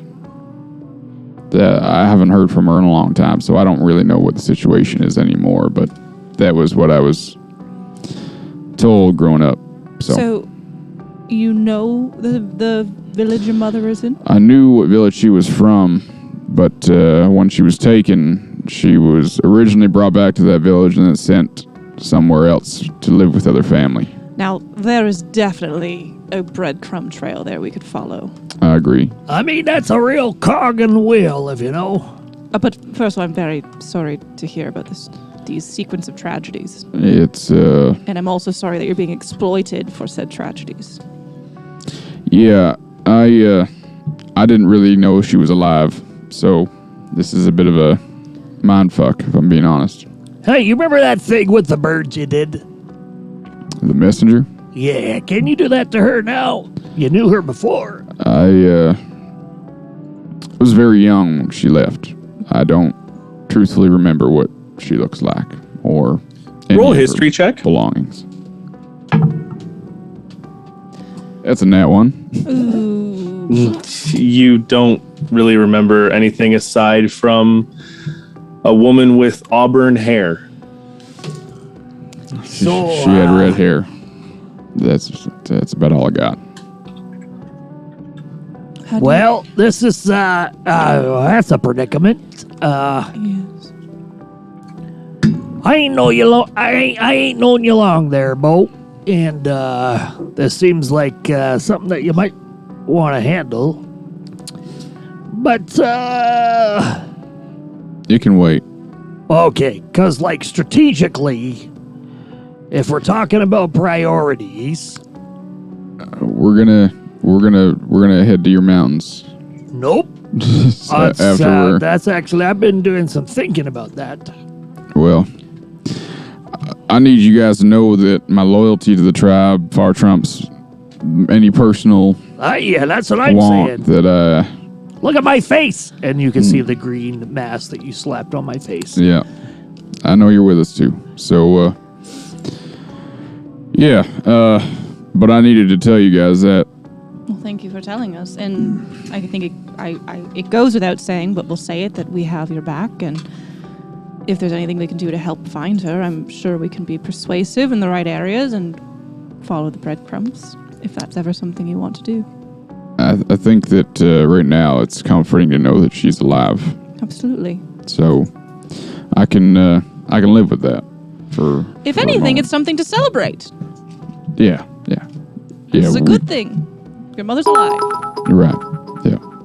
Yeah. Probably just very jarring. Yeah. I don't really know how to properly feel or yeah. I'm a little mind fucked. That's the only thing I can really come about with it. I don't know what way to move forward from here, but I am going to tell Chief Dova because he knew her Absolutely. more than I did. So at least he'll have an opinion on this. And maybe keep the whole Dragonborn trying to exploit you thing in your back pocket. Maybe we don't want to create more tension between the tribe and the Commandant than there already is at the moment. The last thing we need them to know is, by the way, they're also exploiting us, because, it's all bad enough. We want peace. Yeah. We'll kick some ass later, but right now we want peace. The only thing I'm afraid of there is that coming out to bite us in the ass if that woman shows up and starts declaring right in the middle of the negotiations that she'd already talked to me. Right, that's very Wait, good so point. I didn't so think of we're negotiating then? We're negotiating peace. Peace or truce? I guess truce would be what it's called for the moment, but either that or we're gonna go fucking attack Armazal. that. Good lord. Well, you just send Wawatessi in there and she'll lick everything. And take a whole lot of window chimes. That's it. So anyway, now that that's all out in the open, I brought you here because I wanted to find a spot for us to kind of relax. We haven't had much time to take a minute for quite a bit, and so I thought swimming would be nice, and maybe just to hang out. Don't gotta tell me twice. I'm an island boy. Close her off and I'm in. So you just see like the clothes almost like in a whip just fly off, and he jumps in, just whoosh, and there's a gigantic splash. Cypher will also just kind of jab Bo and Wawatessi in the ribs and be like, if you can't beat them, join up. And they'll also run and jump into the water. Amazing. So the funny thing for you, Cypher, is you're tall. Very. So you could stand in this water. I don't cannonball then. I jump and hope my hoofs don't smack the rocks too hard. I'm tall enough to. I'm tall enough. Or I'll just belly flop. That'll be safe. I'm tall enough to. Is there anything anyone wants to do in this little river? Yeah, I'm gonna take Wawatessi aside since those two already jumped in. I'm Okay. just aggressively splashing him. Yeah, and just take her and sit maybe by the bank somewhere or something like that. But edit earshot of these two. And just say a lot of this mother situation had me thinking a bit, and I haven't been a very good leader to you the last little while. I've been caught up in the new territories that we've been exploring, and honestly, it's been it's been an overwhelming situation compared to what I'm used to. I pride myself on being prepared and a good leader, and honestly, I don't know if I have been. So I just want to know that I want you to know that I'm going to try and do better. All right. And I hope you know that I don't think that, your activity, the way you act on a daily basis isn't completely ridiculous. But sometimes it is. And sometimes I have to be a little more stern about it. And it's coming from a place of not wanting you to get hurt. So I hope you can understand that. I have lived in the Sarissa thicket with lots of dangerous things. I can handle myself. I know, but sometimes when you're in a larger city, the dangers can be much more than what you think you can handle in a forest. And it seems like you can take, a couple guards, but when you have 100 come down on you, it's a completely different story. And trust me, I don't think you would do well in a jail cell. What is a jail cell? A jail cell is somewhere where they lock you up if you've done bad things in a city. If you stab people in a city. If you kill people it's unwanted or unwarranted, if you steal things, if you trespass on property, which trespassing means going on someone's owned property that they aren't wanting you to go on. Without permission. Well, is there like small spaces in there to I could just turn into a rat and run away? Yes, but do you not think eventually they will catch up to you if you're missing? You can only do that for so long, right? The world's a pretty big place. It's true. Nobody's ever caught me before I met up with you. Mm-hmm. That's fair enough. I've been alone for 80 years. Yeah, but would you have been dead if I hadn't have found you that day that I did? I mean, it was your guys' fault that I got hurt in the first place. Oh, well, that's neither here or there. That means you can get caught. That's proving my point, truthfully. Whatever. Yeah, anyway. I do care about Fine. you. So. Okay, Dad. Whoa. Whoa. Whoa. Whoa there. Whoa there, girl. All right. And I'm just going to awkwardly, get in the water. Kind of like in an... No, keep your clothes on. No, can I have when I see their conversations wrapping up, can I try to catch a fish and just chuck it at Bo? Okay, roll a, I guess athletics to see if you can grab a fish quick enough. Acrobatics or athletics? Athletics. 6. You try to grab a fish and it just swims away. All right, that plan's not working. I think that I'm about to get in the water, though. All right, seeing that, can I try and shoot a fish with my bow? Ooh. Is that... Okay, yeah, go ahead. All right. Oh, it's gonna go well, and I'm just gonna be trying to catch it, and you're gonna narrowly miss my hand. That's what I'm anticipating. When I was growing up, we actually that is used a an shotgun to 18. shoot fish in a pond. Okay. An 18? Yeah. Yeah, no problem. A fish is AC is super low. Yeah. It's 10. So you just and you put it in you just immediately just stab this fish with an arrow. You shoot it with the arrow and it's just kind of stuck into the ground a little bit on the ground. Are you going to pull it out? No, I'm just going to say it's easier to catch lunch if you do it with tools. Can I pick up the arrow with the fish on it and throw it at Bo? Can I just ask a question? What kind of do it? ammunition did he use and gun? And is there even a fish left? He used a rain. He used he used his bow. Yeah. Okay. He doesn't use a gun. No. Just pulls out. I have a gun now. Bop. Am I getting dynamite too? Well, it was because I said shotgun, and then it kind of Oh, I got you. Yeah, no, I was using my bow the whole time. Bo's using a bow. Bo's using Okay. a bow. So Peter, Yeah. just to add to the complexity of the situation, Yeah. while this happened, I was having a drowning issue. Yeah. Yeah, I was just splashing him and then dunking him and then splashing I him. rolled for it, so I know that that is in fact happening. If he's actually drowning, I'll What did you roll? pick him up. I rolled a 3. Okay, you definitely are like choking on water a bit. I mean, I could stand and like kind of get my mouth out, but I figure. While Cypher and definitely Bo are help. trying to catch this fish at the same time, I'm just gonna walk over and grab Griorn by the hair on the top of his head and just pull him up out of the water. Griorn, as you're underwater, you just feel the hair. No strength check. It's fine. He's assisting you. And you're just like, What the fuck? That's perfectly fine. So I'll say that this team building barbecue.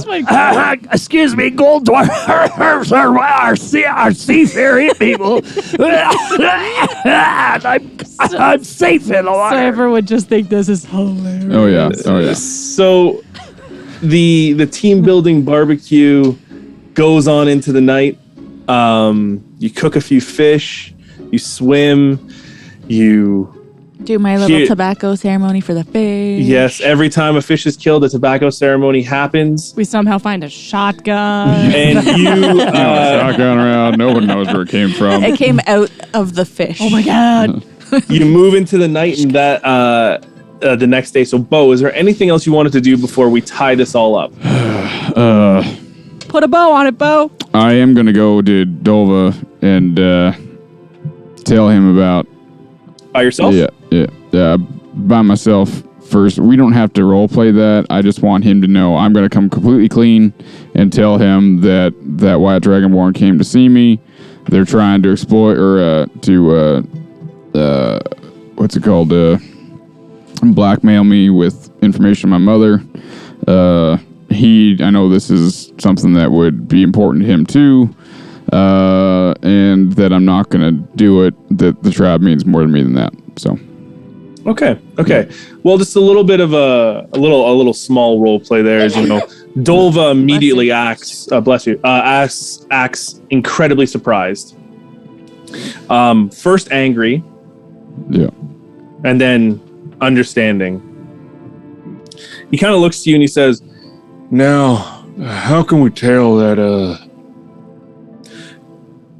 she was a part of the discussions that we're going to be having today? Well, I don't know if she's gonna be, but there was a spy that came to me a couple nights back and told me that information, and that if I could get you to lay over and we hand over our territory, that they'd give me the information about where Mother is. And obviously I can't do that, but I just love that he just said mother. yeah. he stands up, and even for his advanced age, he's still a hulking orc frame. Puts a hand on his shoulder and kind of draws you in a little bit closer and says, Hey, listen, I wouldn't worry. We don't know if this is aligned to our current situation. This might be from our past catching up on us, because I know you didn't want to help him out before. We don't know if this is going to be a part of what's happening here. Yeah, that's how I looked at it. So You're doing good, and your folks are doing good too. I mean, go on. My dad's dead, but no, he meant like the party. Like, okay. yeah. No, your folks are doing Thanks good. for clearing that up for me. They're helping out in the tribe. Yeah, they're coming along, I think. Go on, get some sleep, because we got to go tomorrow. Tomorrow is the D-Day where you're gonna have this conversation. We should have a signal or something like that for if we need the others to come in and help out. What are you thinking? Well, why don't we have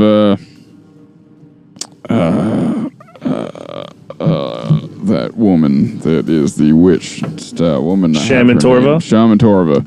Why don't we have her have some sort of flare style magic ready for the others to make their way in? All right. Sounds good. Okay. Ace, your parrot's falling off. Yeah, my parrot is. All right. So Just add more To the tape. chair. Just add more tape. Just keep adding more tape.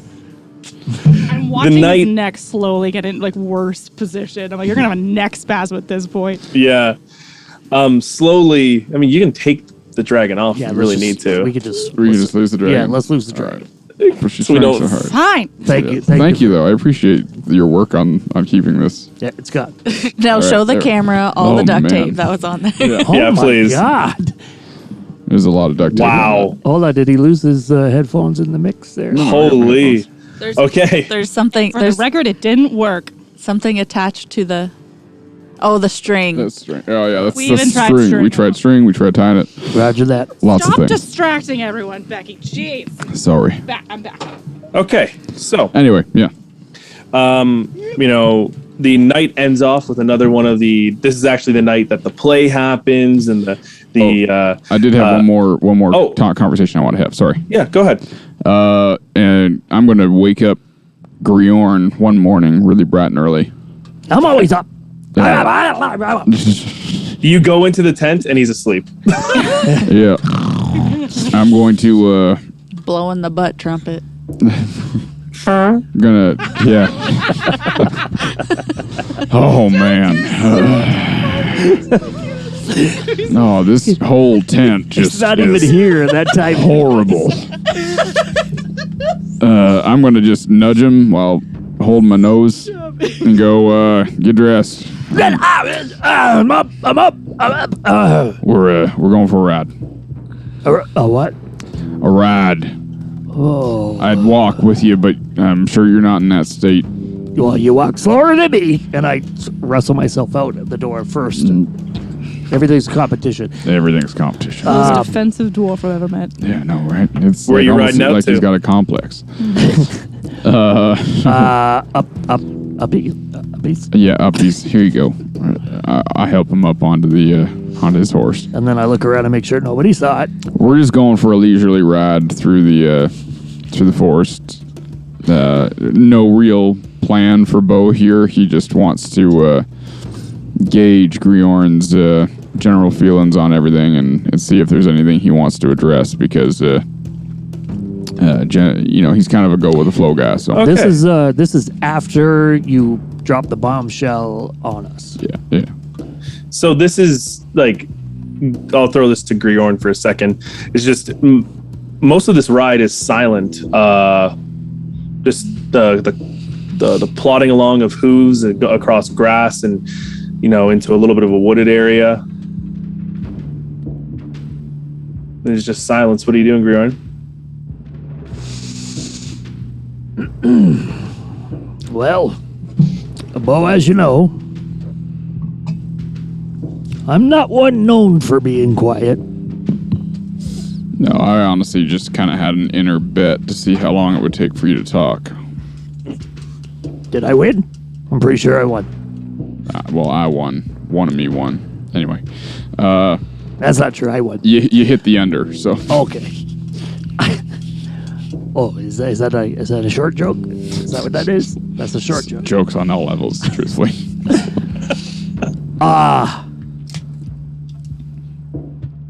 Yeah. I spent most of the week kind of thinking about courses of action and strategies and all that. I'm an old man compared to you young bucks. I'm not so stupid. I've been around the world and we're in a bit of a predicament here, right?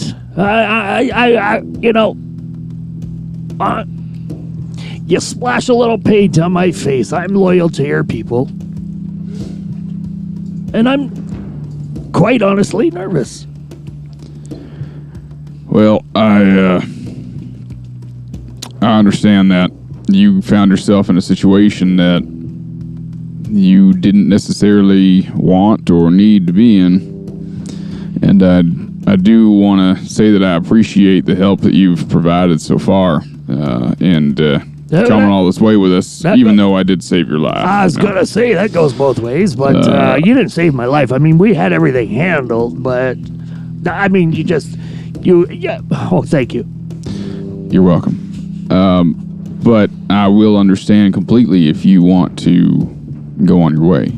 I will not fault you for that, and I won't blame you for it. The thought never crossed my mind, but I'm concerned about the politics here. I'm not sure that the tribe on the whole is thinking about the big picture here. War Chief Dova has a very hard time seeing that. I try to... Oh, they're fighting a war they can't win. I know. Just on sheer numbers. What would you do if Navigawa was invaded by... I'd kill him. Those hated... I'd kill him. Yeah, exactly. If there was only 5 of you left... We're killing them. You're gonna die trying, right? We wouldn't die. Have you seen me? I win everything. Well, that's how we try to go about things here as well. Except the height challenge. Except the height You go to challenge. hell, Wawatesi. I'm not here. So you see the predicament.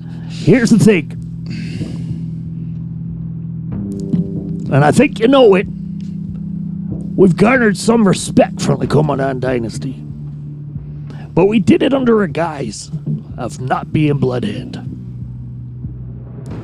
There's some level of exploitation there to go and persuade them to fight the true enemy. And their true enemy is the Huldremian Empire, Right. as I understand it. So, how do we take your people? Well, I mean, you said it earlier, enemy of my enemy, right? But they still look at you like an enemy. And they're going to use you to crush you in the front lines. So I really, I'm divided. I'm divided too. I've had a couple different thoughts that maybe we go to the Huldremian Kingdom and help them out, and under the condition that we get to keep their land, our land. Maybe we go to them for support. But again, we don't know who they are. I've never met anybody from except for Perry, I think. But And Cypher, she's from there I too. guess she's from there too. And they were very helpful people. I mean, that's worth a look. But I think we need to have the ceasefire right now. And what we can do is we'll say that we'll work for them, us as for the Komodan as maybe a infiltration squad of some sort or group. But then we can double cross them, and we'll give the Huldremian Kingdom all the information that we have. I is a man not prone know, to the man. double cross. And I is a man who's loyal to the family first. I agree. But maybe your peoples are known for nomadic movements. They're survivors. They survive on the land. And maybe we continue forward on our own path. And maybe we go check out the Huldremian Kingdom or Empire. And maybe we do some scouting and find out what's going on over there. In the interim, I do have personal interest that's on the way. And I'm not saying my personal interest trump what's going on here. But what I'm saying is, the tribe's not going to die overnight. Well, it could die overnight. That's a fact. It's a fact. What? I honestly, I don't know how tomorrow's going to go, and that's really the only thing. What's tomorrow?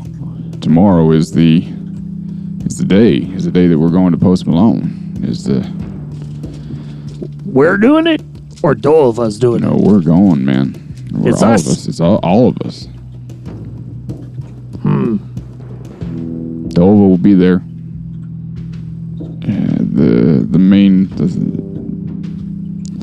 We're not going to put everybody in danger, but I think that tonight I'm going to make sure everybody's packed up and ready to get on the move if we need to, and that the Haldramian Kingdom is going to be. That'll be the spot to start moving towards and see if they'll take in some refugees. Like, so hold on. First of all, I'm beautiful and not necessarily brilliant. The Haldramian Kingdom is in the north of us, Yes. and I need to go to the south of us. All right. So we need to go. So it's not along the way then. it's not along the way. Right. I was two birds and one stone in, but we it was more have- than that. We have a portal that'll take us to the Haldramian Kingdom if we can get aboard it again. Oh, that's not a problem. I'm very persuasive when you need me to be. Hey, you too. I think that you've been very patient, and what you want to check out is of importance. It seems like it could help us out in the long run. I think it could maybe, but honestly, Bo, I don't know enough about this magic. Well, that's the funny thing about life is that we don't really have any answers for anything. We just have to go with what feels right, or what we think is right, or what we think is going to help us in the long run. So there's no real answers about how any of this is going to go. I hate to say it, but I don't think anybody's thinking about where's Perry. Well, from my understanding, he might be in the Haldramian Kingdom, Son of a gun. right? He might have went. We have no fucking idea, but we don't even have a breadcrumb with that one. And what about Mom's? I'll find her eventually. Is she in the south? I don't know where she is. I don't have any of that. I wasn't given any information, but So, we can start somewhere around there. tomorrow, you're meeting with the Commandant Dynasty Yeah, to talk to them about a truce. that's correct. Yeah. What value are you bringing to them? Us.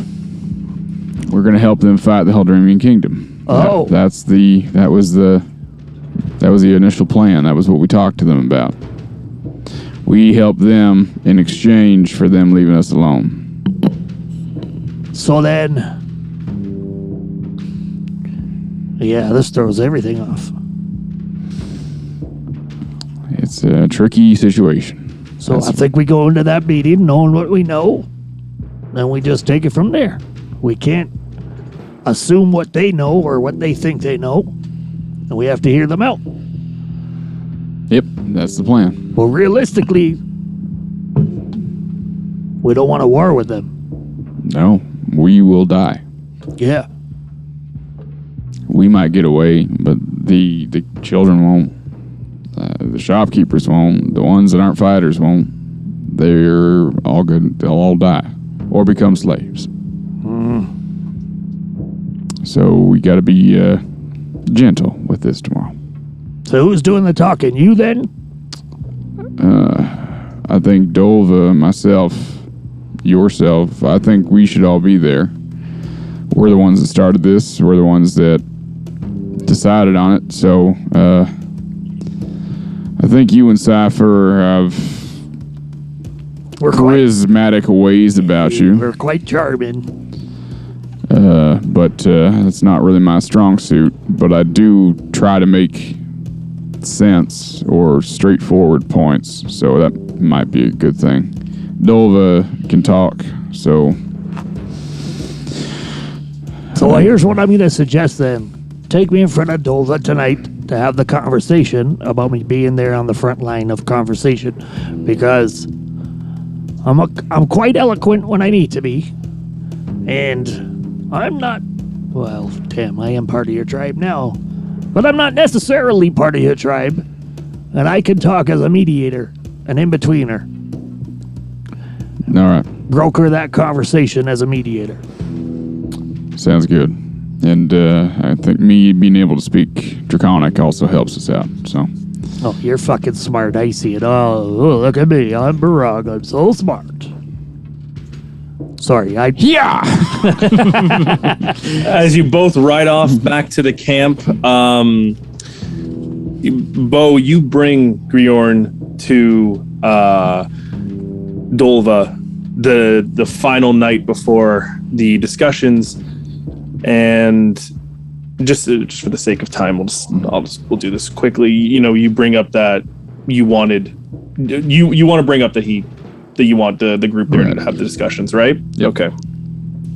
Well, you enter the tent as Thode comes back out, and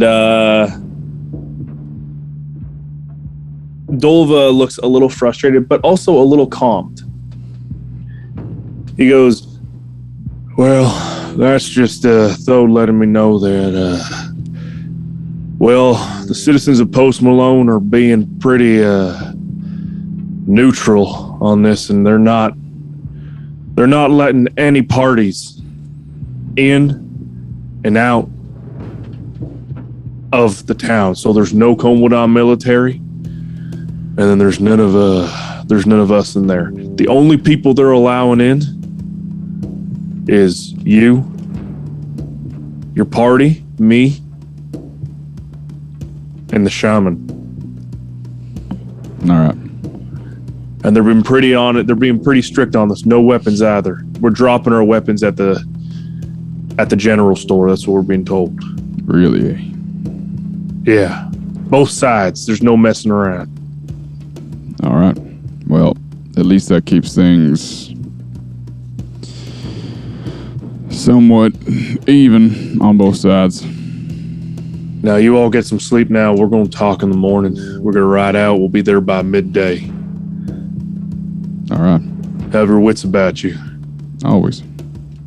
all right. So with this series of vignettes and stories coming to a close, we're going to move to the next day. Is there anything anyone wants to do before I go into the next half there?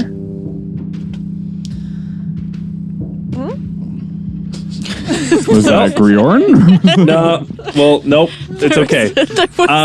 There was a weird noise that happened there. Yeah. I don't know.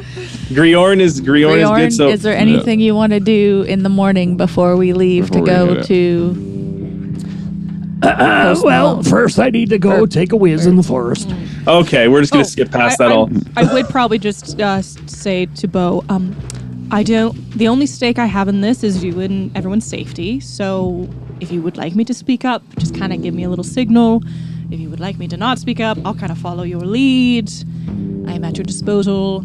My charisma is here. And I Thank just you. put that in his hat because I don't want to take over anything. I don't know what I'm talking about. As you two are talking, War Chief Dolva exits his tent, and he looks a little bit more ceremonial than he usually does. His leathers are adorned with these spikes and horns that he's taken from past kills and has adorned them to his shoulder pieces. He's wearing a symbolic head wrap, which would Bo Wawates, you would know this is something that is more toward the blood hands, like rituals, and also attached to his forearms are these bands with feathers off of it, a red and white feather on both sides. And he hops onto his horse and he says, he sees Shaman Torva and he gets a few people to help her onto the horse and says, All right. Are you guys ready to roll out? Let's go. Yes, sir. All right. Stay behind me and let's keep going. so you all take your own horses. Don't worry, Wawatessa. You don't need to turn into a horse this time. You're good. You make your way to Post Malone. The midday sun shines bright on this day. The sound of vultures crowing in the background, probably near a far-off kill. The fall air is warmer than usual as you approach Post Malone. You can see that the Comodon contingent is already there. Speaking with the mayor, here, you can see the wood elf frame kind of smaller in comparison to the Comodon around him. A large tent has been erected and a long table with many chairs rests underneath. An ornate wagon stands parked by the tent, with a larger wagon seemingly used to transport Comodon military turning around and being escorted further away from the town. The Comodon military turn to investigate the oncoming noise to meet you directly in the eye. You see the group of Dragonborn straighten and form a line as O'Here moves to welcome you. He walks up and says, welcome. You see, we have a special dignitary today who's made his way all the way from Amazal. And you can see the hulking frame of Viceroy Karth, the scar running down from his right eye, down across the left side of his chin. This sort of large, stocky build, and usually he's wearing a ceremonial Dragonborn armor, more of a plate mail with a robe underneath. And O'Here stops and looks and says, he's the Viceroy from Amazal, I believe, and he has heard a little bit about you. But I will ask that you drop your weapons with Joanne at the general store. I'm sorry we don't have a better place to lock these up, but it's the most safest place right now. Can I make a perception check to make sure that all of the Dragonborns we saw were weaponless too? Absolutely. A nat 20. Oh, crit! Very nice. Oh, Very quit. nice. Very nice. 25. Leaning over, Good roll. looking past to the tent in the shaded area, you see that they are actually in the midst of handing over their weapons Okay. to another dignitary. This is a person who Griorn, Bo, Wawatesi, you've seen them in the town before. It's one of the farmers that help burn the crops. They're collecting the weapons and they're bringing them over to Joanne, who's putting them in a crate, as it were. Good. I will walk over and start to put my weapons in and look at Joanne and try and see if I can shove one of my axes down like the back of my, hat. Roll sleight of hand.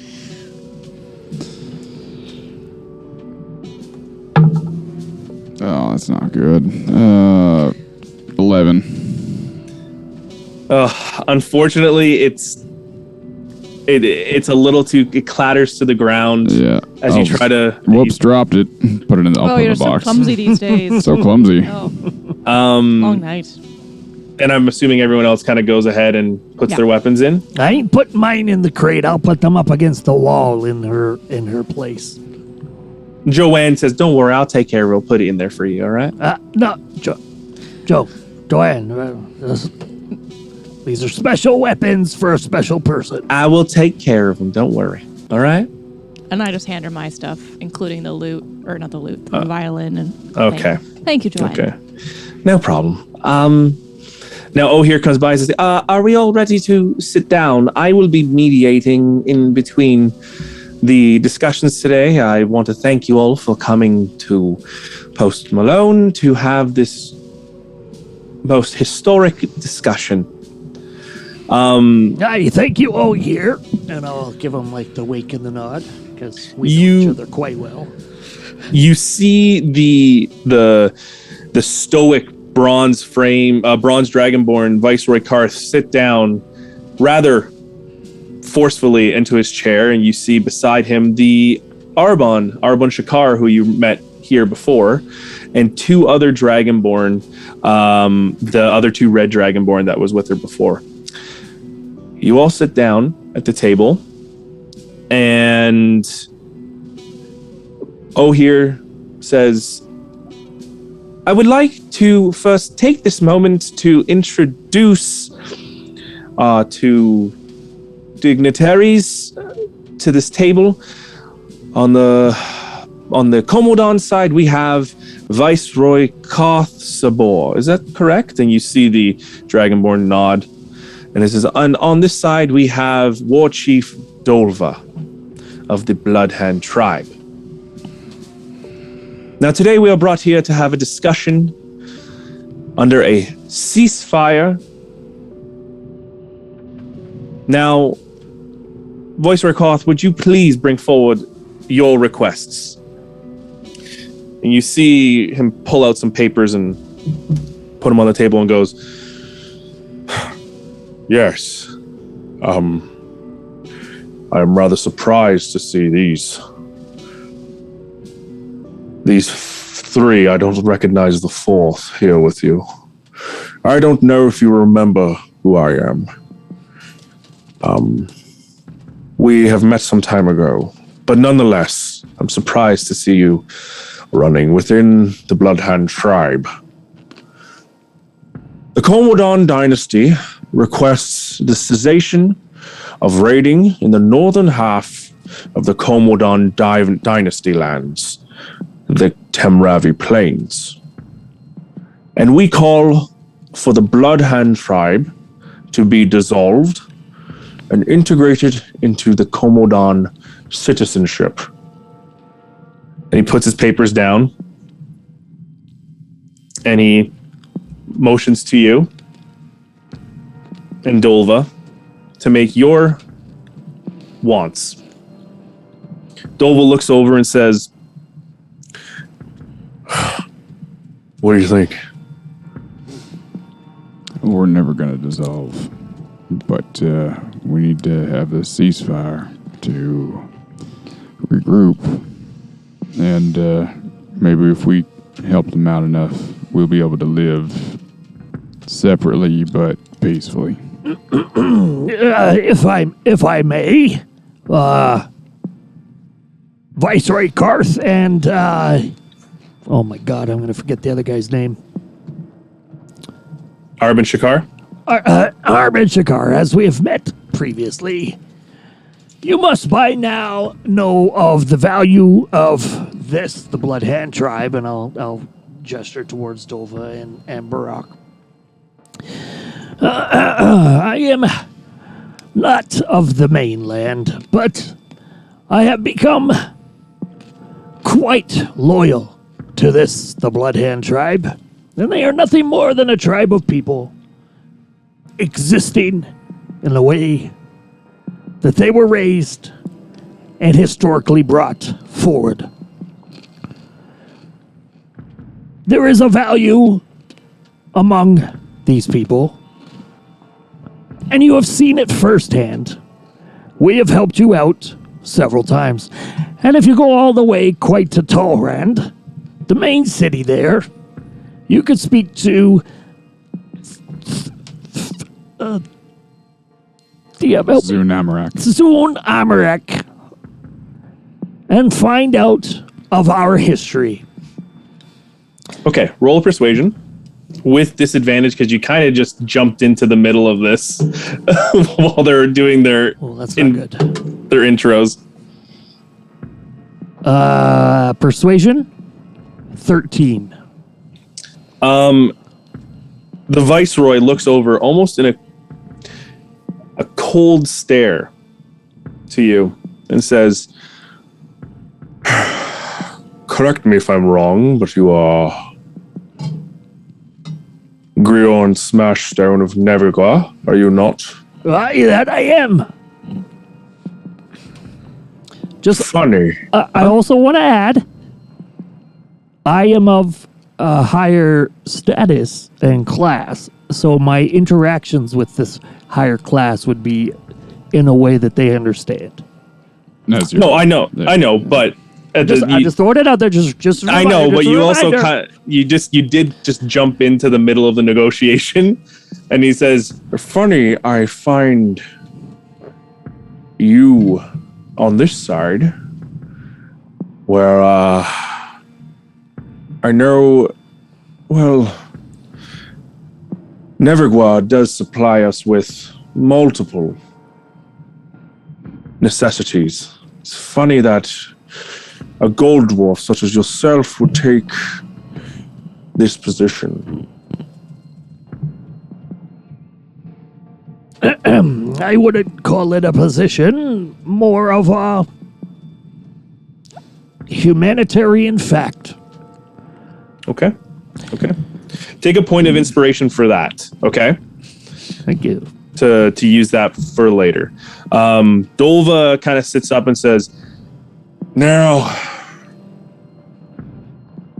I'm not a man of many words here, but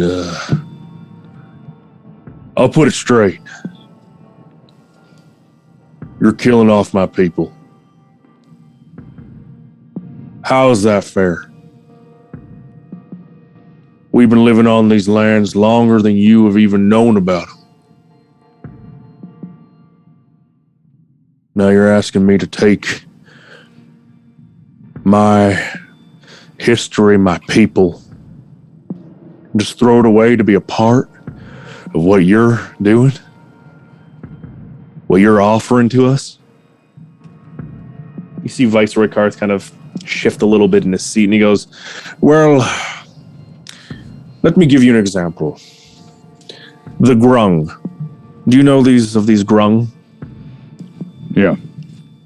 Well, to those who don't, the little frog people, they inhabit the Zilgal Tangle around the Amazal, and they were instrumental in our onslaught against the Yuan-Ti. And now, from their help, they're being welcomed to the Komodan dynasty, and they're being integrated. And they couldn't be more thankful. I think you should be a little bit more grateful for this opportunity to sit down and discuss. Isn't that right, Borak? Well, we are thankful for the opportunity to discuss terms, but I think you forget that we do have a lot to offer in the way of helping with battles or helping with your war against the Haldremian Kingdom. We have many skills that you will lose if you decide to kill us all. Our main stance on this agreement or this ceasefire right now is we're never going to give up our lands. We need you to know that. But I think we can coexist. We will never be a part of the Komodan dynasty because that is not our way. It just doesn't make sense. But we would be willing to establish trade relations. We would be willing to teach some of our ways and how the Timaravi Plains can be utilized without destroying it. As my less eloquent friend is trying to explain, is war isn't the answer here. It's more about finding common ground, and as he said, coexisting. There's no reason to be fighting on so many fronts when, as a matter of fact, this is a band of warriors. So why not use these warriors to your benefit? We can move to the front lines and help you. We got into Talrand by ourselves and without much notice, and got out again after even going before the There's no need to embarrass anyone. It's just a matter of fact. We are skilled in what we do, is what he's saying, I think. Roll persuasion, by the way, with advantage. One or both of you can roll, or one of you rolls with advantage. Let me roll. You're good. 27. Okay. Well, Viceroy leans in after that word and he says, "No doubt the heroic efforts of what you've done in Talrand reached my ears. They did. And as a Viceroy, I thank you for your assistance with the dynasty. But you're speaking as if there's almost a unified threat here. Now, I don't know of what you did, but I know that you did assist. What are you trying to get at?" If I may, it's Make twofold, sure- Viceroy. To tell them about the gems and then There is a unified threat in your kingdom, and it comes by way of nothing humanoid. It is a pink geode. It is a magical geode. It is a magical curse across your land. Now, where that comes from, I don't know. And we've been investigating on our own, and we have some knowledge, and we took that knowledge into your kingdom directly, and they understood the threat. And they helped us, and they assisted us in dissolving that threat, because if that gets into the city, everyone dies. It is an international pandemic.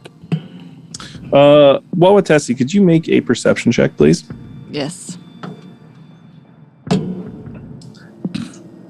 And Griorn, make a persuasion. 23. Okay, Wawatesi, what were you? Am I using rolling for perception or just my passive perception? Rolling. Okay. Because that one sucked. 13. Okay. You hear this, just people kind of quietly listening in the background. There's a little bit more of a screeching of vultures again. But Dolva pipes up and says, Now, I don't want to sound like you owe us something, but it seems like mine. and he moves his arms out towards the tribe here and says, Did your people a little bit of a favor there. Now, given what you've been doing to my people, I'm a little shocked and surprised, but at the same time, we could strike a deal where we are working together against this unified force. I have seen what this crystal does. And if you've not heard of this crystal yet, you will soon, because it's everywhere. Oh, Dova, they've heard about it. We went there directly to let them know. I don't know if this one has. and Viceroy Karth pops up, Viceroy Karth. adds in and goes, No, I have not heard of this. I heard there was an attacker at the Grand Temple, and you seemingly stopped it. Aye, and we've let you know of many threats because we don't look at you as an enemy. We're here working together on the same land. I'm surprised that Zunamarak or no one from Talrand has notified you about the geode and the threat from the geode. It seems that they have seemingly forgotten about Armazal. "Oh, roll intimidation, you bastard."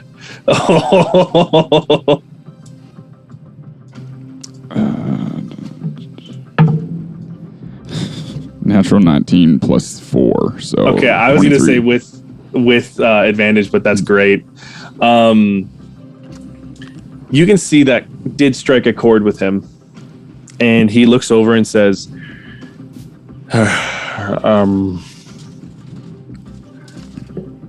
Sometimes I am not brought up to date with the happenings in Armazal. Nonetheless, I do get my words in. Wawatesi, Yes. You passively hear of more screeching.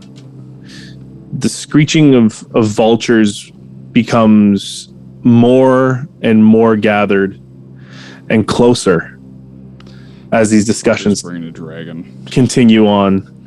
The noise of what sounds like a distant rock slide seems to be coming closer. The negotiation table begins to vibrate under the shaking ground. The noise of what seems to be a low, guttural groaning becomes closer. Now, Wawatesi, you turn around and you face the noise and see a vulture resting on the roof of a nearby farmhouse. As it moves its beak, the sun catches the glint of a purple crystal formation lining its beak. Aw, shit. Just then, a farmhouse explodes outwardly. Another one and another one. Dust, wood, rubble fly into the sky as 4 auroch covered in crystals burst through the rubble and begin turning over carts, tossing people into the air. Screams and panic begin to run through the outpost as more vultures swoop in, clawing and pecking at people. The Dragonborn contingent reach for the Viceroy and pull him in and pull him in close as they dash towards their weapons, ready to defend themselves. An auroch tosses a male elf in the air as you see screams from his daughter and wife as another side of a house burst open in a flurry of sawdust and wood. And that's where we're going to end off. Oh, come on. I was ready. I was like, I'm jumping over the table. I'm going to protect the Viceroy in the cart. Man. Oh, my God. I was ready for it. Woo! Oh, man.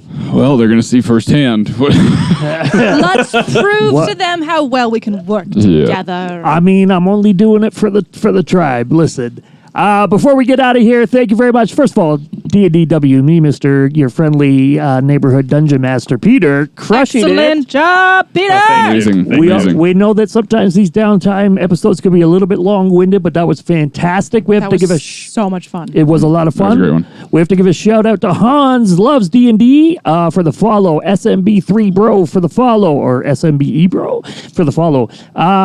Stoneless B is followed. Celestine Elvira gave us the follow. Matthew Perkins DM gave us the follow. Sir Muffin Man, a 1 has given us the follow. Maritime Gamer, thank you very much for the follow as well. Check them out, maritimegamer.tv on twitch.tv as well. AKA Former has followed. Rev_DM has followed. Brandon Fraser has followed. Karen MT has followed. And thank you very much for all the anonymous bits today, as well as Marva who showed up in the chat. Thank you very much for the follow. This has been Holy shit. quite the Yeah. episode. Yeah. Thank you so Yeah. much, everybody. Thank you all so much. You guys Yeah, are it's great. amazing. This was a lot of fun. There's no music at this point because I don't want to jump into anything else because I'm mad at Peter and I want to fight everything. Anybody have any announcements before we get out of here for the evening? Also, happy Halloween. Happy Halloween. Happy Halloween. We're all dressed up. I don't know if everybody has figured that out, but we are dressed up. And Yep. if you're listening to the podcast, don't forget to check us out, twitch.tv/thedirtwood. We are live. Sometimes you hear the biddy alerts through Biddies. that. We might turn that off on going forward. But And favorite sound, though. it's a great sound. And then YouTube. We also go up on YouTube, right? Yep. we go up on YouTube on our off weeks every other Yep. Sunday. It is out. going up there, so you can rewatch the podcast or the vodcast there. And everybody else is doing a lot of stuff, so make sure you follow at Well- DD&D Show. And tomorrow, D&D with me, Peter, is going live on the Dirtwood doing his world building channel. That's right. His world building stream. Super That's fun to me. watch. Just come and shoot the shit with him. And then hopefully on Tuesday, I'm going to be doing my crafting dungeon monster stream. Wednesday. So lots of things. Yeah, Wednesday morning you'll have another episode of Ty Wilson Talks. Love it. Anything You else? know where guys you can wanna- you know where you can find that all? You can find that on our Discord, folks. Oh yeah. Yeah, Go absolutely. join the Discord. Check our Freaking Discord. Check our Instagram. We try to keep everything up to date. We're going full steam ahead right now. Thank you to everybody on our Discord is moderating and changing everything. And let's get out of here. We Awesome. love you. Thank you for watching another episode of Dungeons, Dragons, and Dice. Okay, bye.